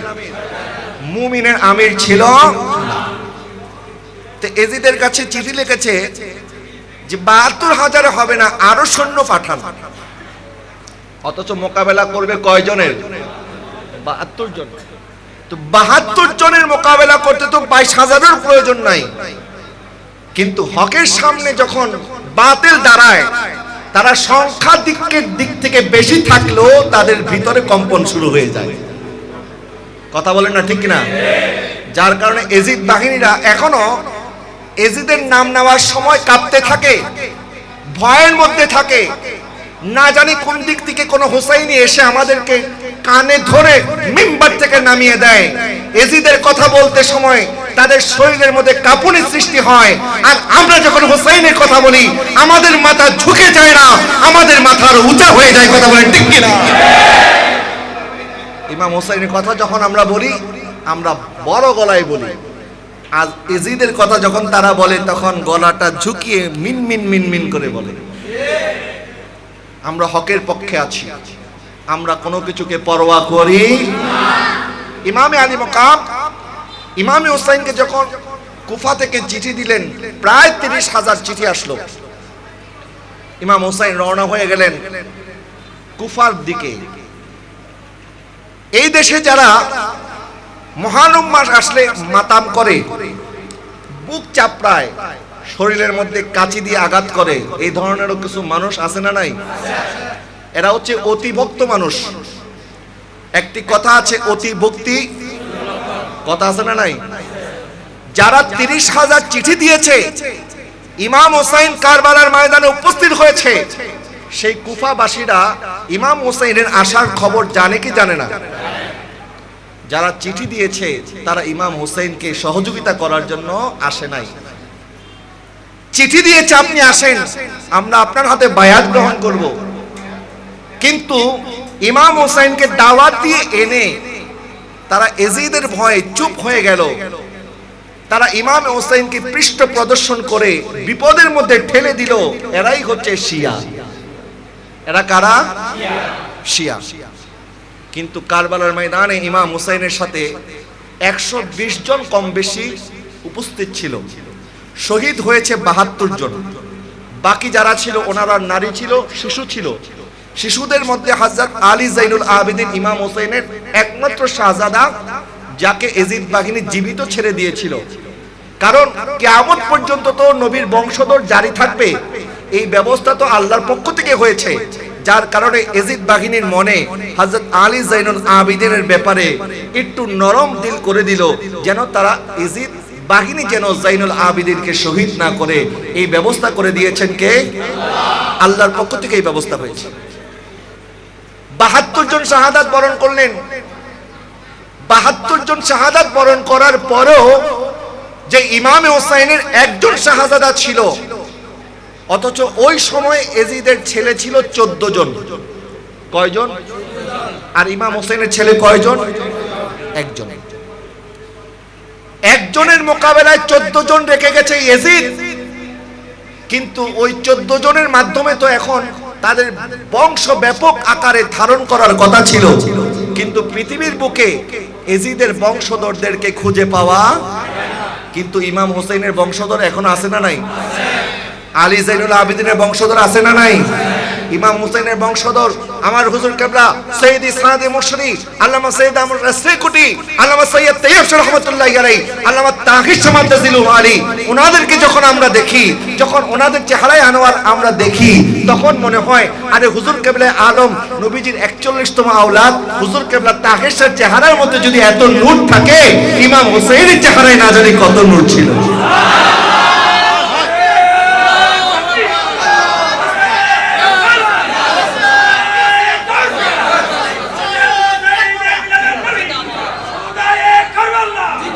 কারণ নবী যেমন নূর, নবীর আওলাদও নূর। এটা আমার কথা নয়, আলা হযরত বলেছেন। কে বলেছেন? আলা হযরত। কত আশিক রাসূল ছিলেন।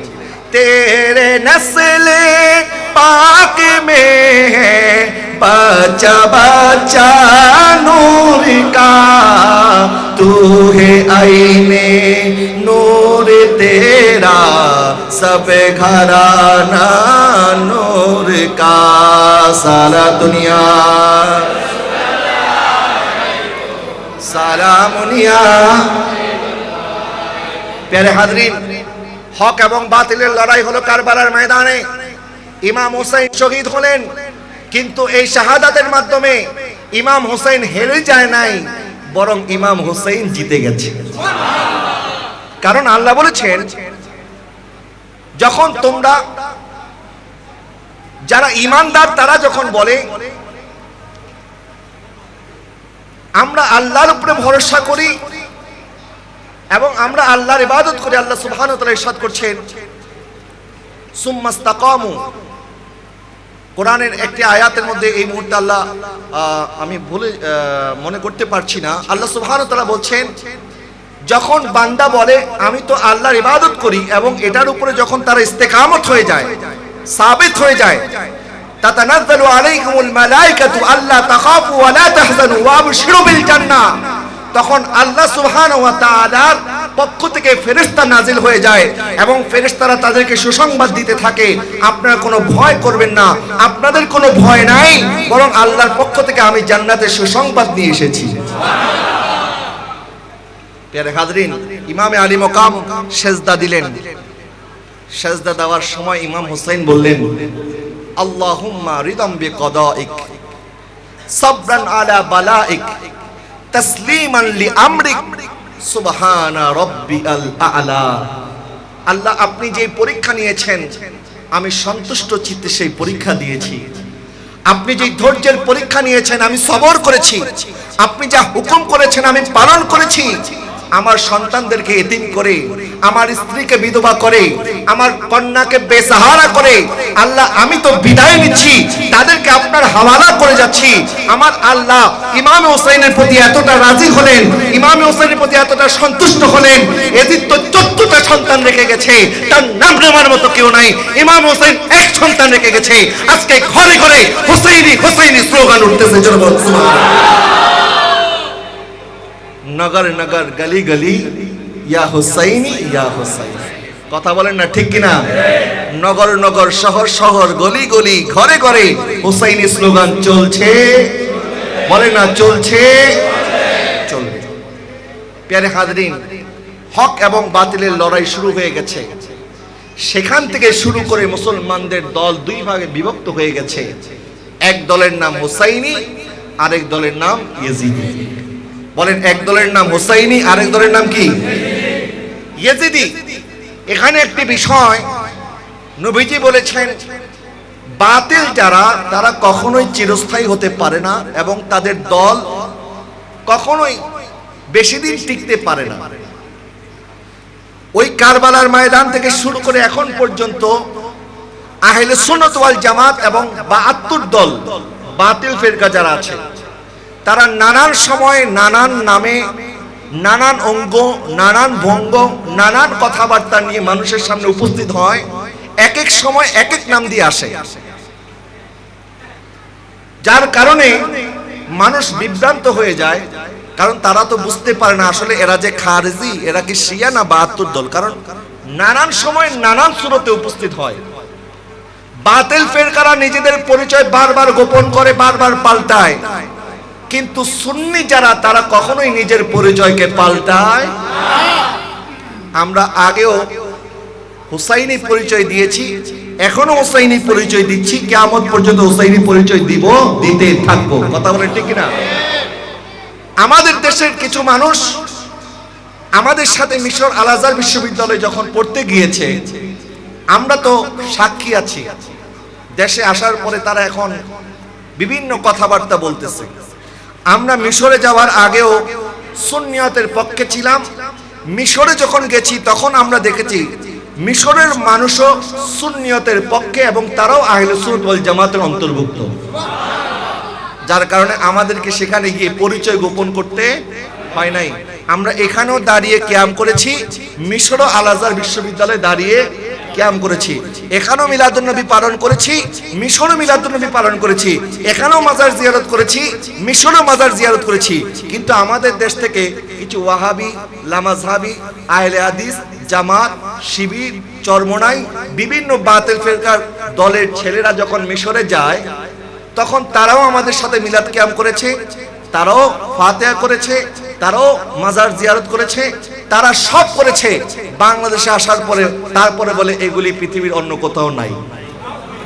আর জোরে বলুন নাউযুবিল্লাহ। তাহলে এক মুখে দুই কথা যারা বলে তাদেরকে কি বলা হয়? বলে না কি বলা হয়? মুনাফিক। তাহলে সুন্নিরা কখনো এক মুখে দুই কথা বলে না, ওয়াহাবিরা এক মুখে দুই কথা বলে। সেখানে গিয়ে বলে মিলাদুন নবী আছে, যারা মিলাদুন নবী করে, যেই সমস্ত আজহারের বড় বড় শায়েখগণ মিলাদুন নবীর মাহফিলে তাকরীর পেশ করেন, আহমদ ওমর হাশেম মুদ্দাজিলুল আলী তাদের মধ্যে অন্যতম, যিনি সনদ মতন সহ 1 লক্ষ হাদিসের হাফেজ। কয় লক্ষ? তাকে আমিরুল মুমিনিন ফিল হাদিস বলা হয়। হাদিস শাস্ত্রে তাকে আমির বলা হয়, আমিরুল মুমিনিন। আহমদ ওমর হাশেম প্রত্যেক বছর মিলাদুন নবীর মাহফিলে প্রধান আলোচকের আলোচনা করেন।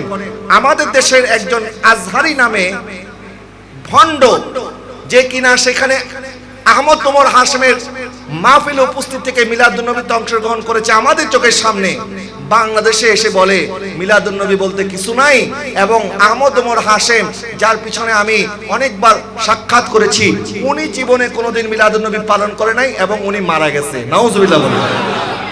অথচ আহমদ ওমর হাশেম এখনো জীবিত আছে, এবং আহমদ ওমর হাশেম ওই ব্যক্তি যে মিলাদুন নবীতে প্রত্যেক বছর প্রধান অতিথির বক্তব্য পেশ করতেন, অথচ তার নামে মিথ্যাচার করতেছে। নাউজুবিল্লাহ বলেন। তাহলে বোঝা গেল ওয়াহাবিরা বারবার তাদের খোলস পাল্টায়, পরিচয় গোপন করে, আর পরিচয় গোপন করা খোলস পাল্টানো মুনাফিকের আলামত। হোসাইনির আলামত হচ্ছে আমরা যদি সংখ্যায় একজনও থাকি, আমরা যদি সংখ্যায় 72 জন থাকি, 22,000-এর মোকাবেলা করতে আমাদের অন্তর একবারের জন্য কাঁপে না। কথা বলেন ঠিক কিনা? আমরা সবসময় হকের পক্ষে। এখন আমাদের দেশের প্রেক্ষাপট অনুযায়ী যেই সমস্ত বাতিল ফিরকারা মাথাচাড়া দিয়ে উঠতেছে, তাদের পরিচয় আপনাদের খেদমতে আরজ করি। আমাদের সমাজে যে বিষয়গুলি নিয়ে দ্বন্দ্ব হয়, যেমন ধরেন মিলাদ কিয়াম, কবর জিয়ারত, ফাতিহা খানি, কদমবুচি, এই সমস্ত বিষয়গুলি নিয়ে আমাদের মধ্যে দ্বন্দ্ব হয়। আসলে এই দ্বন্দ্বগুলি বড় দ্বন্দ্ব নয়, এর চাইতে মারাত্মক দ্বন্দ্ব হচ্ছে আমাদের আকীদার দ্বন্দ্ব, আমলের দ্বন্দ্ব। এগুলি বড় দ্বন্দ্ব নয়, আকীদার দ্বন্দ্ব বড় দ্বন্দ্ব। কথা বলেন না ঠিক কিনা? এই ওয়াহাবিদের আকীদা কি বলে শুনেন। ওয়াহাবিদের আকীদা হচ্ছে আল্লাহ সুবহানাহু ওয়া তাআলা আরশে আজিমের উপরে বসে আছেন, আমি যেভাবে চেয়ারের মধ্যে বসে আছি। আরো জোরে বলুন না নাউযুবিল্লাহ। এবং তারা মনে করে আল্লাহ সুবহানাহু ওয়া তাআলার হাত আছে, পা আছে, অঙ্গ প্রত্যঙ্গ আছে, আমাদের যেমন আছে। নাউযুবিল্লাহ বলেন। ওয়াহাবিদের সবচেয়ে বড় ইমাম ইবনে তাইমিয়া, যে মুজাসসিমা আকীদার বিশ্বাসী ছিল, দামেস্কের মসজিদে যখন তাকে আনা হলো এবং তাকে বলা হলো আল্লাহ সম্পর্কে তোমার আকীদা স্পষ্ট করো, তখন সেই ইবনে তাইমিয়া বলল, মিম্বার থেকে সে হেঁটে হেঁটে নেমে আসলো, এবং হেঁটে হেঁটে যখন নামতেছে তখন বলতেছে, আমি যেভাবে মিম্বার থেকে হেঁটে হেঁটে নেমে আসলাম, ঠিক একইভাবে আল্লাহ প্রত্যেক রাতে আরশে আজিম থেকে দুনিয়ার আসমানে নেমে আসে। আরো জোরে বলুন না নাউযুবিল্লাহ। আচ্ছা, এখন জবাব শুনে সংক্ষিপ্ত ভাবে। তারা কোরআনের একটি আয়াতকে অপব্যাখ্যা করে, ফাস্তাওয়া আলাল আরশ, আল্লাহ সুবহানাহু ওয়া তাআলা আরশে আজিমের উপরে সমাসীন হয়েছেন। এখন তারা এর অর্থ করে আল্লাহ আরশে আজিমের উপরে বসে আছেন। এখন আরশ এটা হচ্ছে সৃষ্টি, আর আল্লাহ হচ্ছেন স্রষ্টা। কথা বলেন না ঠিক কিনা? আচ্ছা, সৃষ্টির উপর যদি স্রষ্টা বসে থাকেন, এই যে চেয়ারের একটা আকৃতি আছে না নাই? এখন আমার আকৃতি যদি চেয়ারের থেকে বড় হয়ে যেত, আমি তো চেয়ারে বসতে পারতাম না। চেয়ারের আকৃতির থেকে আমার আকৃতি ছোট, যার কারণে আমি চেয়ারে বসতে পেরেছি। এখন আমরা যদি বলি আল্লাহ আরশে আজিমের মধ্যে বসে আছেন, তাহলে বুঝতে হবে আল্লাহ আরশের চাইতে ছোট। নাউযুবিল্লাহ বলেন না। আচ্ছা, এখন চেয়ারের মধ্যে আমি বসে আছি, এই চেয়ারের ওজনের চাইতে আমার ওজন যদি বেশি হয়ে যায়, তাহলে তো চেয়ার ভেঙে যাবে। আমার ওজন কম, চেয়ারের ওজন, চেয়ারের ধারণ ক্ষমতা বেশি। এখন আমি যদি বলি আল্লাহ আরশে আজিমের মধ্যে বসে আছেন, তাহলে বলতে হবে আরশের ওজন বেশি, আল্লাহর ওজন কম। তাহলে আল্লাহকে আরশের চাইতে খাটো করা হবে। তার মানে বোঝা গেল আল্লাহ সুবহানাহু ওয়া তাআলা আমাদের মতো নয়। 3 নম্বর প্রশ্ন হয়, আল্লাহ আগে আরশ সৃষ্টি হয়েছে পরে? কথা বলেন না ঠিক কিনা? তা আরশ তো সৃষ্টি পরে হয়েছে, তো আরশ সৃষ্টি হওয়ার পরে যদি আল্লাহ আরশের মধ্যে বসে থাকেন, তাহলে আরশ সৃষ্টির আগে আল্লাহ কোথায় ছিলেন? কথা আছে না নাই? আমাদের আকীদা বিশ্বাস, আরশ সৃষ্টি করার আগেও আল্লাহ ছিলেন, আরশ সৃষ্টি করার পরেও আল্লাহ আছেন। আরশে আজিম সৃষ্টি করার আগে আল্লাহ যেভাবে ছিলেন, আরশ সৃষ্টি করার পরেও আল্লাহ সেভাবে আছেন। কথা বলেন না ঠিক কিনা? তাহলে আল্লাহ সম্পর্কে আমাদের আকীদা ক্লিয়ার। এই ওয়াহাবিদের গুরু ঠাকুর যারা, তারা এই কথাগুলি আম মজলিসে বলে না, কারণ আম মজলিসে যদি বলে, মানুষ একটাও তাদেরকে আস্ত রাখবে না। কথা বলে না ঠিক কিনা? ওয়াহাবিদের 2 নাম্বার আকীদা হচ্ছে লা ইলাহা ইল্লাল্লাহর সাথে মুহাম্মদুর রাসূলুল্লাহ বলা যাবে না। আপনি দেখবেন ঢাকায় একটি মসজিদে, আহলে হাদিস মসজিদ, সেখানে এই যে মসজিদের দরজার মধ্যে লা ইলাহা ইল্লাল্লাহু মুহাম্মাদুর রাসূলুল্লাহ আছে না নাই?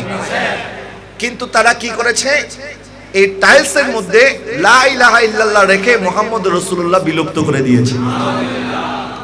অথচ আজানের মধ্যে আশহাদু আল্লা ইলাহা ইল্লাল্লাহর সাথে আশহাদু আন্না মুহাম্মাদুর রাসূলুল্লাহ আছে না নাই? কবরে যখন আমাদেরকে রাখা হবে, তখনও আমাদের কবরে রাখার সময় মাইয়িতকে বলা হবে বিসমিল্লাহি ওয়া আলা মিল্লাতে রাসূল। তো সেখানেও আছে। হযরত হাসান বিন সাবিত রাদিয়াল্লাহু তাআলা উনি বলছেন, আগররু আলাইহি লিন-নবুওয়াতি খাতামুন মিনাল্লাহি নূরুন ইয়ালুহু ওয়া ইউশহাদু ওয়া দাম্মু ইলা ইসমিন নবিহি ইলা ইসমিহি ইযা ক্বালা ফি খামসিল মুআজ্জিন ওয়া আশহাদু ওয়া শাক্কা লাহু মিন ইসমিহি লিউজিল্লাহু ফাজুল আরশে মাহমুদুন ওয়া হাযা মুহাম্মাদু। আকীদা আমাদের কাছ থেকে নিলে হবে না। আমাদের মতো 2 টাকার মৌলবীর কোনো দাম নাই। হাসান বিন সাবিত নবীর সাহাবীর দাম আছে। কথা বলেন না, ঠিক কি না? তো আকীদা কি আমার মতো মৌলবীর কাছ থেকে নেবেন না নবীর সাহাবীর কাছ থেকে নেবেন? নবীর সাহাবী বলছে, আমরা আপনি নবীর প্রতি ঈমান এনেছি, আল্লাহ আপনাকে এত ইজ্জত দিয়েছে, আল্লাহ নিজের নামের পাশে আপনি নবীর নামকে বসিয়ে দিয়েছে। বলে তোমাদের বিশ্বাস না হলে দেখো, মুয়াজ্জিন যখন বলে আশহাদু আল্লা ইলাহা ইল্লাল্লাহ, আশহাদু আল্লা ইলাহা ইল্লাল্লাহ বললে তার আযান পরিপূর্ণ হবে না, তার ইকামত পরিপূর্ণ হবে না যতক্ষণ পর্যন্ত আশহাদু আন্না মুহাম্মাদুর রাসূলুল্লাহ না বলবে। কথা বলেন না, ঠিক কিনা? কালেমার মধ্যে নবীর নামকে যারা বিলুপ্ত করতে চায়, আচ্ছা তারা বলে যুক্তি দেয় কি জানেন? বলে যুক্তি হচ্ছে যে আল্লাহ তো খালেক, আল্লাহ তো বড়, তো নবী তো মাখলুক, নবী ছোট, তো নবীর নামের সাথে আল্লাহর নাম লিখলে বেয়াদবি হবে, এই জন্য আল্লাহর নাম লিখতে হবে উপরে, নবীর নাম লিখতে হবে নিচে। আচ্ছা আমি তাদের যুক্তি 1 মিনিটের জন্য মেনে নিলাম, আল্লাহর নাম উপরে লিখতে হবে, নবীর নাম নিচে লিখতে হবে। আচ্ছা আমি লিখলাম লা ইলাহা ইল্লাল্লাহ, উপরে লিখলাম মুহাম্মাদুর রাসূলুল্লাহ, মুহাম্মদ রাসূলের পরেও এখানে একটা আল্লাহ শব্দ আছে না নাই? এখন এই আল্লাহ শব্দটা কি নিচে আসে নাই? এখন তো এইভাবে বলা দরকার ছিল লা ইলাহা ইল্লাল্লাহ আল্লাহ মুহাম্মাদুর রাসূলুল্লাহ, মুহাম্মাদুর রাসূল, শুধু মুহাম্মদ রাসূল বলা এই পর্যন্ত তাদের কথার আলোকে মেনে নিতে পারতাম, যদি মুহাম্মাদুর রাসূলের সাথে রাসূলুল্লাহ আল্লাহ শব্দটা না থাকতো। কথা বলেন না, ঠিক কিনা? তাহলে বোঝা গেল তাদের এই দাবি সঠিক নয়, বরং এখনো সৌদি আরবের পতাকার মধ্যে লা ইলাহা ইল্লাল্লাহু মুহাম্মাদুর রাসূলুল্লাহ পাশাপাশি আছে না নাই? তো তারা তো কথায় কথায় সৌদি আরবের দলিল দেয়, তো সৌদি আরবের পতাকা কি তারা চোখে দেখে না? 3 নাম্বার, তাদের ভয়াবহ আকীদার মধ্যে একটি আকীদা, তারা বলে নবীজি সাল্লাল্লাহু আলাইহি ওয়াসাল্লাম ইন্তেকাল করে মাটির সাথে মিশে গেছে, যার কারণে নবীজির উসিলা নিয়ে দোয়া করাটা নাকি শিরিক হয়ে যাবে। নাউজুবিল্লাহ বলেন। অথচ আল্লাহ পাক বলেছেন ওয়ালাউ আন্নাহুম ইযযালামু আনফুসাহুম জাউকা ফাস্তাগফিরুল্লাহ ওয়াস্তাগফারা লাহুমুর রাসূলু লাওয়াজাদুল্লাহা তাওয়াবার রহিমা। আল্লাহ বলছেন যখন তোমরা নিজেদের নফসের উপরে জুলুম করবে, দেরি করিও না, আমার নবীর কাছে যাও, আমার নবী যদি তোমাদের জন্য সুপারিশ করে আমি আল্লাহ ক্ষমা করে দেব। আচ্ছা নবীর দরবারে যাওয়ার কথা বলেছেন কে? আচ্ছা এই আয়াত যে আমি পড়লাম, এই আয়াত কি মানসুখ হয়ে গেছে? কোরআন শরীফের মধ্যে এই আয়াত আছে না নাই? নাকি কোরআন শরীফ থেকে কেউ এই আয়াত কেটে দিতে পারবে? কাটার কোনো সুযোগ, এবং কেউ বলে নাই যে এই আয়াতের হুকুম রহিত হয়ে গেছে, বরং আমার নবী বলছেন মান যারা কবরি বাদা মাউতি ফাকান্নামা যারানি ফি হায়াতি। আমার ইন্তেকালের পরে আমার কবর, আমার রওজা যে জিয়ারত করলো, সে আমার ইন্তেকালের পরে জিয়ারত করার পরেও আমি নবী জীবিত অবস্থায় থাকার পরে জিয়ারত করার শামিল হয়ে যাবে। সে যেন আমি নবীর হায়াত অবস্থায় জিয়ারত করলো, কারণ নবীগণ মরে না। আমার নবী সাল্লাল্লাহু আলাইহি ওয়াসাল্লাম হায়াতুন নবী, নবীর উসিলা ধরে দোয়া করা শুধু জায়েজ নয়, বরং আমার নবী সাহাবীকে শিক্ষা দিয়েছেন। এক সাহাবী আসলেন, ওই সাহাবীর চোখের জ্যোতি চলে গেছে, অন্ধ হয়ে গেলেন, বললেন হুজুর আপনি একটু আমার জন্য দোয়া করেন। নবীজি বললেন আমি যদি তোমার জন্য দোয়া করি এর চাইতে মঙ্গল হবে তুমি যদি সবর করো। তুমি যদি কি করো? সবর করো, এটা তোমার জন্য ভালো। বলে হুজুর আপনি নবীর দরবার থেকে কেউ খালি হাতে ফিরে নাই, আমি তো সবর করব হুজুর। সবরও করব, আপনি দোয়াও করেন, দোয়াও লাগবে, সুবহানাল্লাহ বলেন। তো নবীজি বললেন, কারণ নবী তো রাহমাতুল লিল আলামিন, উম্মতের খবর আমার নবী জানে কি জানে না। তো এই সমস্যা শুধু ওনার একার হবে না, আরো অনেকেরও হতে পারে। নবী জানে যে এই সাহাবী তো আমার কাছে এসেছে, অনেক আশিক থাকতে পারে, বাংলাদেশের চিটাগাংয়ের মধ্যে আমার অনেক উম্মত থাকতে পারে যারা হয়তো আমি নবীর কাছে আসতে চাই কিন্তু আসতে পারে না, তাদের জন্য তো আমি নবীর সমাধান দেওয়া দরকার আছে। আমার নবী উম্মতের খবর জানে কি জানে না?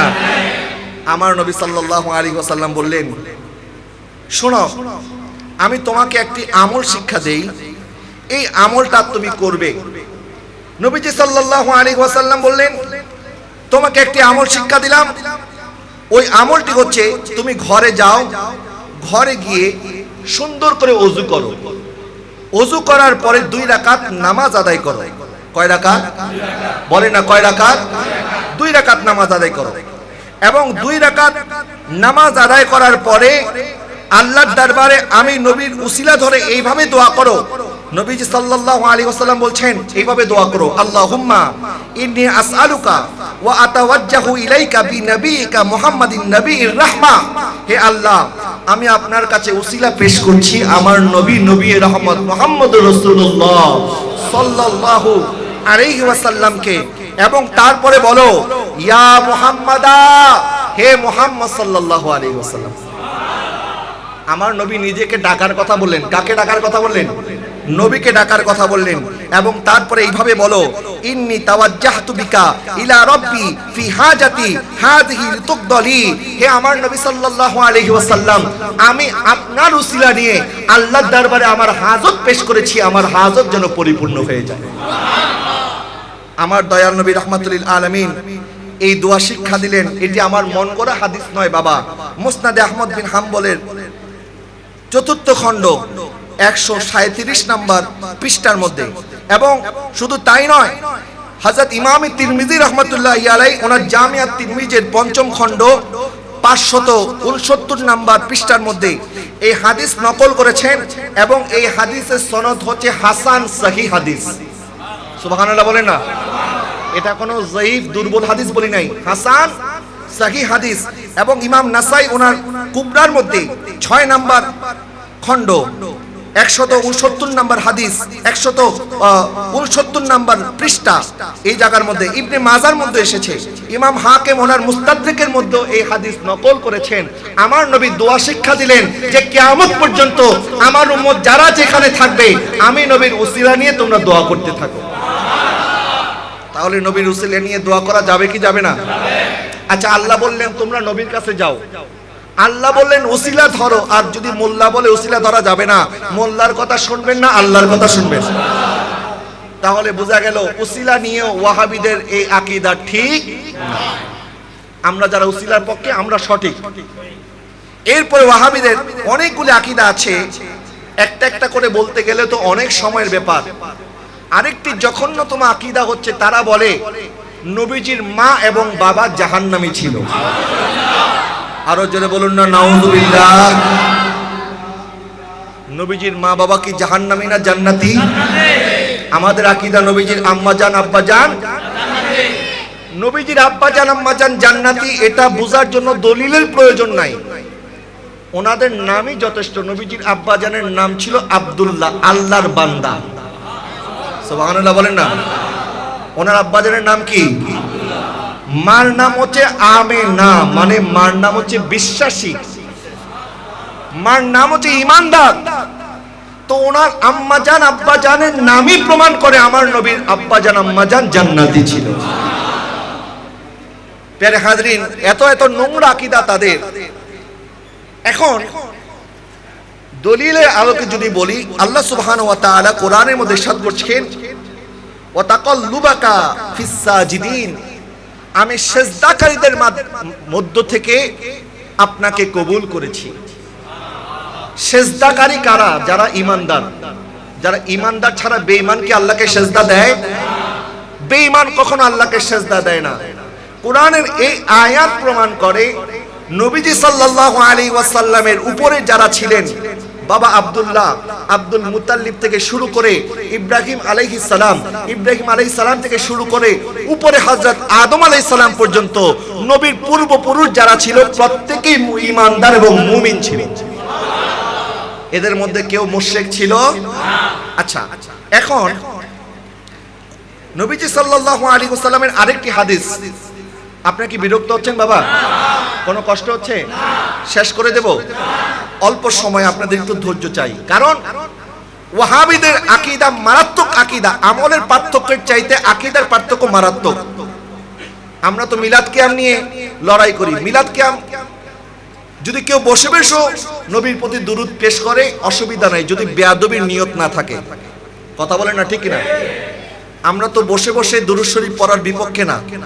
আমরা নামাজের মধ্যে আত্তাহিয়াতুর মধ্যে বসে বসে আসসালামু আলাইকা আইয়ুহান নবী ওয়া রাহমাতুল্লাহি ওয়া বারাকাতুহু বলি কিনা? আল্লাহুম্মা সাল্লি আলা মুহাম্মাদ ওয়া আলা আলি মুহাম্মাদ কামা সাল্লাইতা আলা ইব্রাহিম ওয়া আলা আলি ইব্রাহিম পড়ি কিনা? তাহলে বসে বসেও পড়লে অসুবিধা নাই। আবার জানাজার নামাজের মধ্যে আমরা দাঁড়িয়ে দাঁড়িয়ে পড়ি। কথা বলেন না, ঠিক কিনা? তো যারা দাঁড়িয়ে পড়ার বিপক্ষে, তাদের তো উচিত ছিল জানাজার নামাজের মধ্যে যখন দুরূদ শরীফ পড়া হয় তখন তারা বসে যাওয়া দরকার ছিল, ঠিক না? বা ঠিক? কারণ দাঁড়ায় পড়লে তো এটা তাদের ভাষায় এটা বেদাত হয়ে যায়। তাহলে জানাজা নামাজের মধ্যে দাঁড়িয়ে দাঁড়িয়ে কেন পড়ে? আমি এটাই বোঝাতে চাই, দাঁড়িয়ে পড়েন আর বসে পড়েন, এর চাইতে জঘন্য আকীদা হচ্ছে নবীর মা বাবাকে কাফের মনে করা। জোরে বলুন না নাউযুবিল্লাহ। আল্লাহ সুবহানাহু ওয়া তাআলা নবীজিকে কোন ঘরে পাঠিয়েছেন, নবীজি কি বলছেন শুনেন। নবীজি বলছেন, ইন্নাল্লাহ আস্তাফা মিন ওয়ালাদ ইব্রাহিম ইসমাঈল। আল্লাহ সুবহানাহু ওয়া তাআলা ইসমাঈল আলাইহিস সালামের বংশধরদের মধ্যে ইসমাঈল আলাইহিস সালামের বংশ আমাকে পাঠিয়েছেন। ইসমাঈল আলাইহিস সালামের একটি বংশ, আবার ওই দিক থেকে ইসহাক আলাইহিস সালামের আরেকটি বংশ এসেছে। ইসহাক আলাইহিস সালামের বংশে যারা এসেছে ওনারাও নবী, আর ইসমাঈল আলাইহিস সালামের বংশের নবী কেবলমাত্র আমার দয়ার নবীজি। সুবহানাল্লাহ বলেন না? ইব্রাহিম আলাইহিস সালামের দুইটা বংশ বের হয়েছে। এক বংশ ইব্রাহিম আলাইহিস সালামের শাহজাদা ইসহাকের মাধ্যমে, আরেক বংশ ইসমাঈল আলাইহিস সালামের মাধ্যমে। তো আল্লাহ নবীকে পাঠিয়েছেন কোন বংশে? ইসমাঈল আলাইহিস সালামের বংশে। এরপরে নবীজি বললেন, ওয়াস্তাফা মিন ওয়ালাদ ইসমাঈল বানি কিনানা। আর ইসমাঈল আলাইহিস সালামের বংশে বনি কিনানার মধ্যে আল্লাহ আমাকে রেখেছেন। এরপরে ওয়াস্তাফা মিন বানি কিনানা কুরাইশান। আর বনি কিনানার মধ্যেও কয়েকটা বংশ ছিল, এর মধ্যে আল্লাহ সুবহানাহু ওয়া তাআলা আমাকে কুরাইশ বংশের মধ্যে নাজিল করেছেন। এরপরে ওয়াস্তাফা মিন কুরাইশিন বানি হাশিম। আর ওই কুরাইশ বংশের মধ্যে আরো কয়েকটা বংশ ছিল, আর আমার আল্লাহ আমাকে বনি হাশিমের মধ্যে পাঠিয়েছেন। ওয়াস্তাফা মিন বানি হাশিম। আর আমি হচ্ছে বনি হাশিম থেকে এসেছি। আমার আকা সাল্লাল্লাহু আলাইহি ওয়াসাল্লাম আরেক জায়গার মধ্যে বলেন, আমার আল্লাহ সুবহানাহু ওয়া তাআলা জমিনের মধ্যে সর্বশ্রেষ্ঠ ঘর বনি হাশিমের সর্বশ্রেষ্ঠ ঘরের মধ্যে আমি নবীকে পাঠিয়েছি। তার মানে বোঝা গেল নবীজি যেই ঘরে এসেছেন এই ঘরটা পৃথিবীর মধ্যে সর্বশ্রেষ্ঠ ঘর। এর চাইতে উত্তম কোনো ঘর নাই, এর চাইতে উত্তম কোনো ঘর নাই। তাইলে জমিনের মধ্যে যদি এর চাইতে উত্তম কোনো ঘর না থাকে, ওই ঘরের অধিবাসীরা কি কোনোদিন মুশরিক হতে পারে? ওই ঘরের অধিবাসীরা কি কোনোদিন অগ্নি পূজারক হতে পারে না? তার মানে বোঝা গেল ওই সময়ে বাবা আব্দুল্লাহ, মা আমিনার চাইতে এরকম নেককারের ঘর পৃথিবীতে আর দ্বিতীয়টা ছিল না। এই 3 নাম্বার দলিল শুনেন। 3 নাম্বার আল্লাহ সুবহানাহু ওয়া তাআলা আমার আকা সাল্লাল্লাহু আলাইহি ওয়াসাল্লামের ব্যাপারে বলছেন, ইন্নাল্লাযীনা ইউযুনাল্লাহা ওয়া রাসূলাহু লা'নাহুমুল্লাহু ফিদ দুনিয়া ওয়াল আখিরাহ। যারা আল্লাহকে কষ্ট দেয়, রাসূলকে কষ্ট দেয়, তাদের উপরে আল্লাহর লানত, এবং দুনিয়াতেও লানত, আখিরাতেও লানত। আল্লাহ এবং তার রাসূলকে কষ্ট দিলে লানত শুধু দুনিয়াতে নয়, দুনিয়াতে এবং আখিরাতে, উভয় জগতে। এখন কেউ যদি বলে নবীজির আব্বাজান জাহান্নামে ছিল, নবীজির আম্মাজান জাহান্নামে ছিল, আমার নবী কি খুশি হবে না কষ্ট পাবে? কষ্ট কি কম না বেশি? আচ্ছা, এখন মা আমিনার গর্ভে আমার নবী 10 মাস 10 দিন ছিলেন, ঠিক কিনা? এখন আমার নবী সাল্লাল্লাহু আলাইহি ওয়াসাল্লাম যেই জায়গার মধ্যে ছিলেন মা আমেনা যদি জাহান্নামী হয়, আমার নবীকে কি আল্লাহ সুবহানাহু ওয়া তাআলা জাহান্নামের মধ্যে রেখেছেন? তাহলে মা আমেনা যদি জাহান্নামী হয়, মা আমেনার পেট মোবারক তো জাহান্নাম। নাউজুবিল্লাহ বলেন না, কথা বলেন না, ঠিক কিনা? বরং যেই জায়গার মাটি নবীজির দেহ মোবারকের সাথে লেগে আছে, মদিনার রওজা মোবারকের মাটি আল্লাহর আরশে আজিমের চাইতেও দামি। এটা আমার কথা নয়, পৃথিবীর সমস্ত ইমাম, সমস্ত আলেম, সমস্ত মুফতি মুহাদ্দিস একমত, আল্লাহর আরশে আজিমের চাইতে নবীজির রওজা মোবারকের মাটির দাম বেশি। তাহলে নবীজির রওজা মোবারকের মাটি যদি নবীর সাথে লাগার কারণে আরশে আজিমের চাইতে দামি হতে পারে, তাহলে যে পেটের মধ্যে আমার নবী 10 মাস 10 দিন ছিলেন, ওই পেটটা কি জান্নাতি না জাহান্নামী? বলেন জান্নাতি না জাহান্নামী? তাহলে আমার নবীর আব্বাজান আম্মাজানকে যারা জাহান্নামী বলবে, মূলত তারাই হচ্ছে জাহান্নামী। কথা বলেন না, ঠিক কিনা? মদিনার মাটি খাকে শেফা হয়ে গেছে নবীর কদম লাগার কারণে। মদিনা মদিনা আশিক মুমিনের ঠিকানা, মদিনা মদিনা দিদার চেয়ে কাঁদো তোমরা, দিদার চেয়ে কাঁদো তোমরা, হও না নবীর দিওয়ানা। মদিনা মদিনা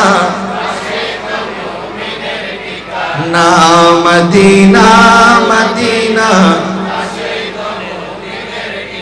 জালালউদ্দিন সুয়ুতি 75 বারে দেখলো নবীজিকে, জালালউদ্দিন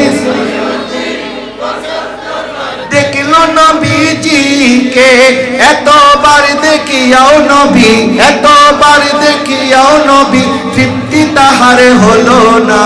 মদিনা জোরে আশিক মুমিনের ঠিকানা, মদিনা প্রিয় হাজরিন, তাহলে মদিনার মাটি খাকে শেফা হয়ে গেছে নবীর সাথে সম্পর্ক লাগার কারণে। আর আমার নবী যেই মার পেটের মধ্যে 10 মাস 10 দিন ছিলেন, আমার নবীর মা আমেনা রাদিয়াল্লাহু তাআলা এর পেট মোবারকের মতো পবিত্র কোনো পেট মোবারক হতে পারে? নবীর মতো কোনো নবী নাই, নবীর আম্মা জানের মতো কোনো আম্মা জান নাই। নবী পাক, নবীর মার পেটও পাক। নবী যখন দুনিয়াতে এসেছেন, সেজদা দিলেন। দুনিয়াতে আসার সাথে সাথে সেজদা দিয়ে আমার নবী এটাই প্রমাণ করলেন, পীর যখন আসে উলঙ্গ থাকে, নাপাক থাকে। ডাক্তার যখন আসে উলঙ্গ থাকে, নাপাক থাকে। ইঞ্জিনিয়ার যখন আসে উলঙ্গ থাকে, নাপাক থাকে। এই সমস্ত বেদাতি আহলে হাদিসদের ইমাম যখন দুনিয়াতে এসেছে, তারা উলঙ্গ ছিল, নাপাক ছিল। কিন্তু আমার নবী দুনিয়াতে আসার সাথে সাথে সেজদা দিয়ে এটাই প্রমাণ করলেন, আমি নবীজি পাক, আমার নবীর পেটও পাক, আমার নবীর জিসিমও পাক, এবং দুনিয়ার মধ্যে সর্বপ্রথম সেজদা দিয়ে আমি জমিনকে পাক করে দিলাম। এই জমিন মসজিদ হয়ে গেছে আমার নবীর উসিলায়। আমার নবীর আগে পৃথিবীর কোথাও কোন উম্মত যে কোনো জায়গায় নামাজ আদায় করতে পারত? নামাজ আদায় করার জন্য নির্দিষ্ট জায়গা ছিল, নির্দিষ্ট জায়গায় গিয়ে নামাজ আদায় করতে হতো। কিন্তু আমার নবী জমিনে এসে এমন একটা সেজদা দিলেন, আমার নবীর উসিলায় আল্লাহ গোটা পৃথিবীকে মসজিদ বানিয়ে দিলেন। তাহলে যার নুন খেয়েছি, আমাদেরকে তো তার গুণ গাইতে হবে। কথা বলে না, ঠিক কিনা? যারা গুণ গাইতে চায় না, তাদেরকে বলা হয় নেমো হারাম। আমার নবী উম্মতের জন্য এত করলেন, এত করলেন। আমার নবী শুধুমাত্র এই উম্মতের খাতিরে হাসনাইনে কারিমাইনকে শাহাদাত সূরা পান করালেন। নবীজির কাছে যখন এই সংবাদ আসলো, জিবরিল আলাইহিস সালাম যখন বললেন, হুজুর আপনার হাসানকে বিষ পান করিয়ে হুসাইনকে কারবালার ময়দানে শহীদ করা হবে, আমার নবী আল্লাহর কাছে দোয়া করে নাই, আল্লাহ আমার হাসান এবং হুসাইনকে এই কঠিন পরীক্ষার মধ্যে আপনি ফালায়েন না, আমার হাসান এবং হুসাইনকে আপনি শহীদ হওয়া থেকে রক্ষা করেন। বরং আমার নবী আল্লাহর দরবারে দোয়া করলেন, আল্লাহুম্মা আতাল হুসাইনা সাবরা ওয়া আজরা, আল্লাহ আপনি আমার হুসাইনকে সবরও দান করেন, আজরও দান করেন। নারে তাকবীর, আল্লাহু আকবার। জিন্দাবাদ জিন্দাবাদ। প্রিয় হাজরিন, আমার নবী উম্মতের জন্য আপন নাতিকে পর্যন্ত শহীদ করে দিলেন এবং এই ইমামে হুসাইনের রক্ত মোবারক কাল কিয়ামতের ময়দানে গুনাহগার উম্মতের নাজাতের উসিলা হয়ে যাবে। তাহলে আমরা ইমামে হুসাইনের আলোচনা কেন করব না? যে ইমামে হুসাইন আমাদের জন্য, আমাদের নাজাতের জন্য কারবালার ময়দানে শাহাদাত বরণ করতে পেরেছে। আর আমরা কি বছরে কেবলমাত্র 10টা দিন ইমামে হুসাইনের স্মরণে শাহাদাতে কারবালা মাহফিল করতে পারবো না? বলেন পারবো কি পারবো না? আমরা যদি 10 দিন নয়, সারা বছরও যদি ইমামে হুসাইনের তারিফ করি, তারপরও হক আদায় হবে? হক আদায় হবে না। ইমামে হুসাইনের রক্তের বদলা আমরা আদায় করতে পারবো না। প্রিয় হাজরিন, আমি আপনাদেরকে মোবারকবাদ জানাই। আমার ভাইরা যারা এই মাহফিলকে ধরে রেখেছেন, আল্লাহ সুবহানাহু ওয়া তাআলা কিয়ামতের ময়দানে যেন ইমাম হুসাইনের সাথে আপনাদের হাসর করে। আমার নবী বলেছেন, আনতা মা মান আহবাবতা, কিয়ামতের ময়দানে তুমি তার সাথেই থাকবে দুনিয়াতে তুমি যাকে ভালোবাসো। আজকে যারা এজিদের পক্ষে কথা বলে, আমি তাতে কষ্ট পাই না। তোমরা এজিদের গুণগান গাও, গাইতে থাকো, ইবনে জিয়াদের গুণগান গাও, গাইতে থাকো, কারণ তোমরা যার গুণগান করছো তোমাদের হাসর হবে এজিদের সাথে, তোমাদের হাসর হবে ইবনে জিয়াদের সাথে, আর আমাদের হাসর হবে ইমামে হুসাইনের সাথে। আমরা জান্নাতের যুবকদের সরদারের পিছনে থাকতে চাই কি চাই না? চাই। এই জন্য এই মাহফিল আরো বড় পরিসরে হোক, আরো ব্যাপক আকারে হোক, আমাদের সবারই দায়িত্ব আছে কি নাই? আমার ভাইরা, তরুণ ভাইরা সাহস করে এই বছর করোনার মধ্যে যখন প্রশাসনিক বিভিন্ন বাধা আছে, আপনারা জানেন বাংলাদেশের কোথাও এখন মাহফিল করতে দিচ্ছে না, তারপরে আমার ভাইরা সাহস করে প্রশাসনের সহযোগিতায়, আপনাদের সহযোগিতায় এই মাহফিল ইন্তজাম করেছে। এই মাহফিলের অনেক খরচ আছে, প্রায় 7-8 লাখ টাকা। আমাকে এক ভাই বললেন যে হুজুর আমাদের প্রায় 7-8 লাখ টাকা খরচ হয়ে যায়।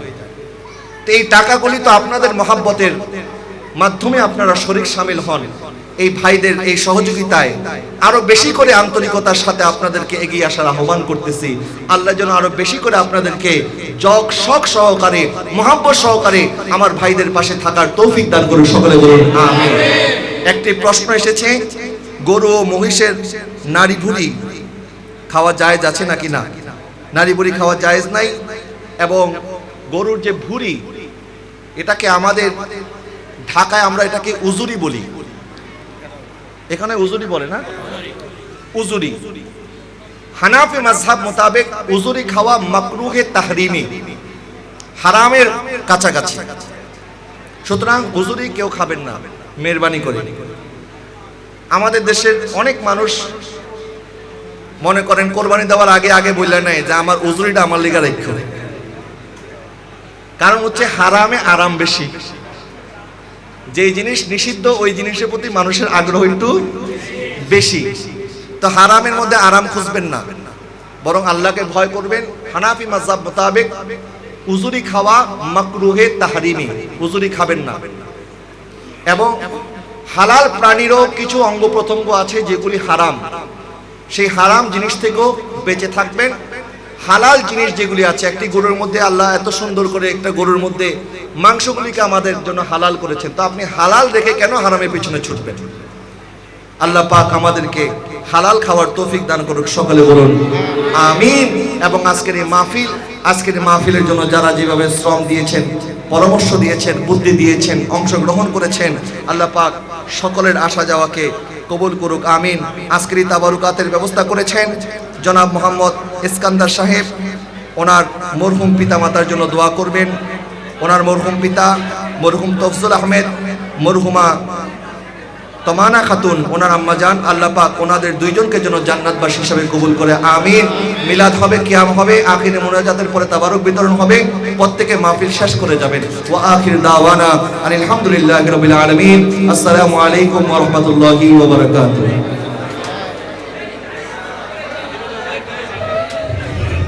ইয়া নবী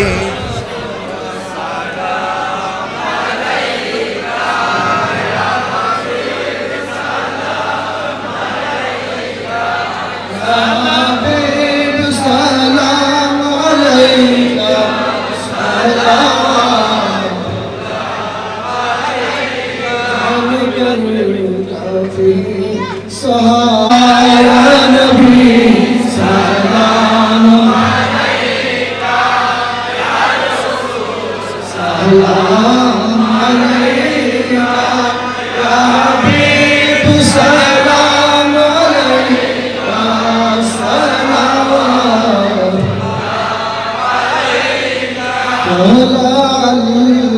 البدر علينا من ثنية الوداع وجب الشكر علينا ما دعا لله داعي يا نبي سلام عليك يا رسول سلام عليك يا حبيب سلام عليك سلام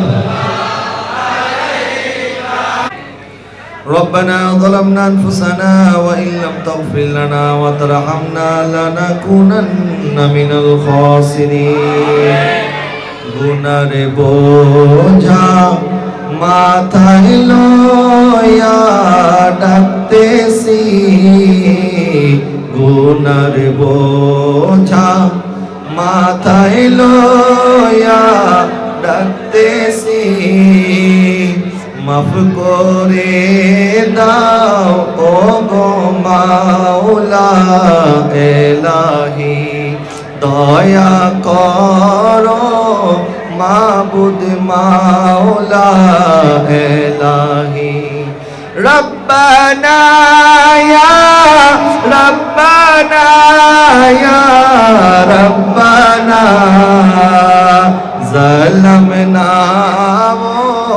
জালামনা জালামনা আল্লাহ আসমানের নিচে জমিনের উপরে আমার চাইতে বড় কোনো গুনাহগার নাই এই মজলিসের সবচাইতে বড় গুনাহগার আমি গুনাহগারের সাথে মাওলা কত উলামায়ে কেরাম হাত তুলেছে কত হাফেজে কোরআন হাত তুলেছে তালিবুল ইলমগণ হাত তুলেছে আল্লাহ আপনার হাবিবের আশিকগণ প্রেমিকগণ হাত তুলেছে দাড়ি পাকা মুরব্বি হাত তুলেছে মাওলা যার হাত আপনার পছন্দ হয় তার হাতের উসিলায় আজকের আয়োজিত হিলফুল ফুজুল আনারুল্লাহ শাহজি রহমাতুল্লাহ আলাই যুব কমিটির উদ্যোগে আজিমুর শান 10 দিন ব্যাপী নবমতম শাহাদাতে কারবালা মাহফিল আপনার শাহী দরবারে কবুল করে নেন ইয়া রাব্বাল আলামিন আকামুল হাকিমিন আজকের এই মাহফিলে আল্লাহ মাহমুদ মাওলা কোরআন তেলাওয়াত নাত রাসূল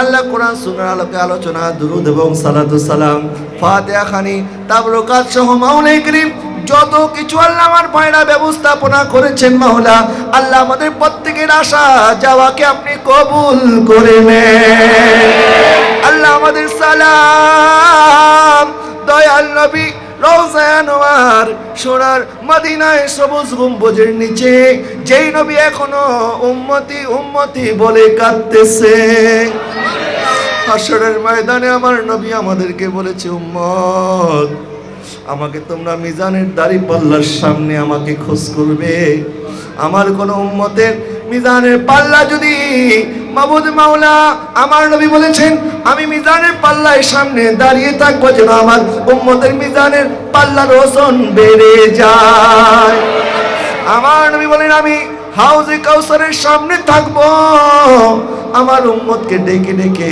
আমি আমার হাত দ্বারা আমার উম্মতকে হাউজে কাউসারের পানি পান করাবো আল্লাহ আমার দয়াল নবী রাহমাতুল লিল আলামিন আল্লাহ আমাদেরকে বলেছেন আমাকে পুলসিরাতের সামনে তোমরা তালাশ করবে যেই পুলসিরাতের পুল আল্লাহ মাবুদ মাওলা যেই পুলসিরাতের পুল চুলের চাইতে চিকন হবে শরীর চাইতে ধারালো হবে আমার নবী বলে আমি এই কারণে পুলসিরাতের পুলের সামনে দাঁড়িয়ে থাকবো যেন আমাকে দেখে তোমাদের ভয় কেটে যায় তোমরা বিনা ভয়ে তোমরা যেন পুলসিরাত পার হয়ে যেতে পারো যেই নবী উম্মতকে এত মায়া করে উম্মতকে এত মহব্বত করে মাওলা আমার সেই নূর নবী জিন্দা নবীর কদমে আমাদের প্রত্যেকের নামে নামে সালামগুলি পৌঁছায়া দেন নবীর সাথে ঘুমিয়েছেন সিদ্দিক আকবর, ফারুক আজম, আল্লাহ জান্নাতুল বাকির মধ্যে উসমানে জিন্নুরাইন, কুফার জমিন হযরত আলী রাদিয়াল্লাহু তাআলা আনহু সহ মাওলা করিম আমার নবীর যত সাহাবী যারা যেখানে শায়িত মাওলা প্রত্যেক সাহাবীর আরওয়াহ পাকে আজকের হাদিয়াগুলি বকশিশ করে দেন। আমার নবীর আহলে বাইত, আমার নবীর আজওয়াজে মুতাহহারা, পাঞ্জাতনে পাক বিশেষ করে মাওলা মা ফাতেমা, ইমাম হাসান, ইমাম হুসাইন রাদিয়াল্লাহু তাআলা আনহুম সহ কারবালার ময়দানে যারা শাহাদাত বরণ করেছেন প্রত্যেকের নামে নামে আমাদের হাদিয়াগুলি বকশিশ করে দেন। আল্লাহ এমনিভাবে সকল তাবেঈন, তাবিঈন, ইমাম মুজতাহিদিন, সিদ্দিকিন, সালফে সালিহিন, বুজুরগানে দ্বীন, আল্লাহ বিশেষ করে শাহী সাহেব বাগদাদ হযরত বরফির আব্দুল কাদের জিলানী, খাজা খাজগান, খাজা গরিব নওয়াজ বাহুদ্দিন নকশবন্দ মুজাদ্দিদ আল ফিসানি, খাজা আব্দুর রহমান চৌরবি, বানিয়ে জামিয়া আহমদিয়া সুন্নি আল্লামা সৈয়দা মুরশিদ শ্রীকুটি আল্লামা সৈয়দ তৈয়ব শাহ রাহমাতুল্লাহি আলাইহির কিবলা কাবার কদমে হাদিয়াগুলি পৌঁছায়া দেন। আল্লাহ বাংলার জমিনে শাহজালাল, শাহপুরান সহ 360 আউলিয়া, চট্টগ্রামের জমিনে 12 আউলিয়া সহ মাইজ ভান্ডার দরবার শরীফে যত মাসেকে হযরত আরাম করছেন, বিশেষ করে মাওলা হযরত আনারুল্লাহ শাহজি রাহমাতুল্লাহি আলাইহির মাজারে পাকের মধ্যে আমাদের সালাম পৌঁছায়া দেন। আমরা যারা হাত তুলেছি মাওলা, আমাদের যাদের মেহেরবান মা দুনিয়াতে নাই, বাবা দুনিয়াতে নাই মাওলা, আল্লাহ জানি না কে মা দেখে না, বাবা দেখে না, যার ঘরে মা নাই সে জানে মা কি জিনিস, যার ঘরে বাবা নাই সে জানে বাবা কি জিনিস। এত সুন্দর সুন্দর চেহারা দেখি, বাবার মতো মায়াবী চেহারা তো দেখি না। যাদের ঘরে মা নাই আল্লাহ, তারা ঘরে গেলে মা বলে ডাকতে পারে না, তারা জানে মা হারানোর বেদনা কি জিনিস। আল্লাহ জানি না কার মা বাবার কবরের মধ্যে জাহান্নামের আগুন জ্বলতেছে মাওলা, সন্তানের হাতের উসিলায় আমাদের মা বাবার কবরকে জান্নাতের বাগান বানায়া দে, আমাদের মা বাবার কাফনের কাপড়কে জান্নাতের লেবাস বানায়া দে, আমাদের মা বাবার কবরের উপরে জাহান্নামের আগুন হারাম করে দে। আল্লাহ মা বাবার জন্য আল্লাহ কি বলে দোয়া করব, আপনি আল্লাহ শিক্ষা দিয়েছেন মাওলা, আপনার শেখানো কালেমা পড়ে দোয়া করি, রব্বির হামহুমা কামা রব্বায়ানি সগীরা, আল্লাহুম্মা রব্বির হামহুমা কামা রব্বায়ানি সগীরা।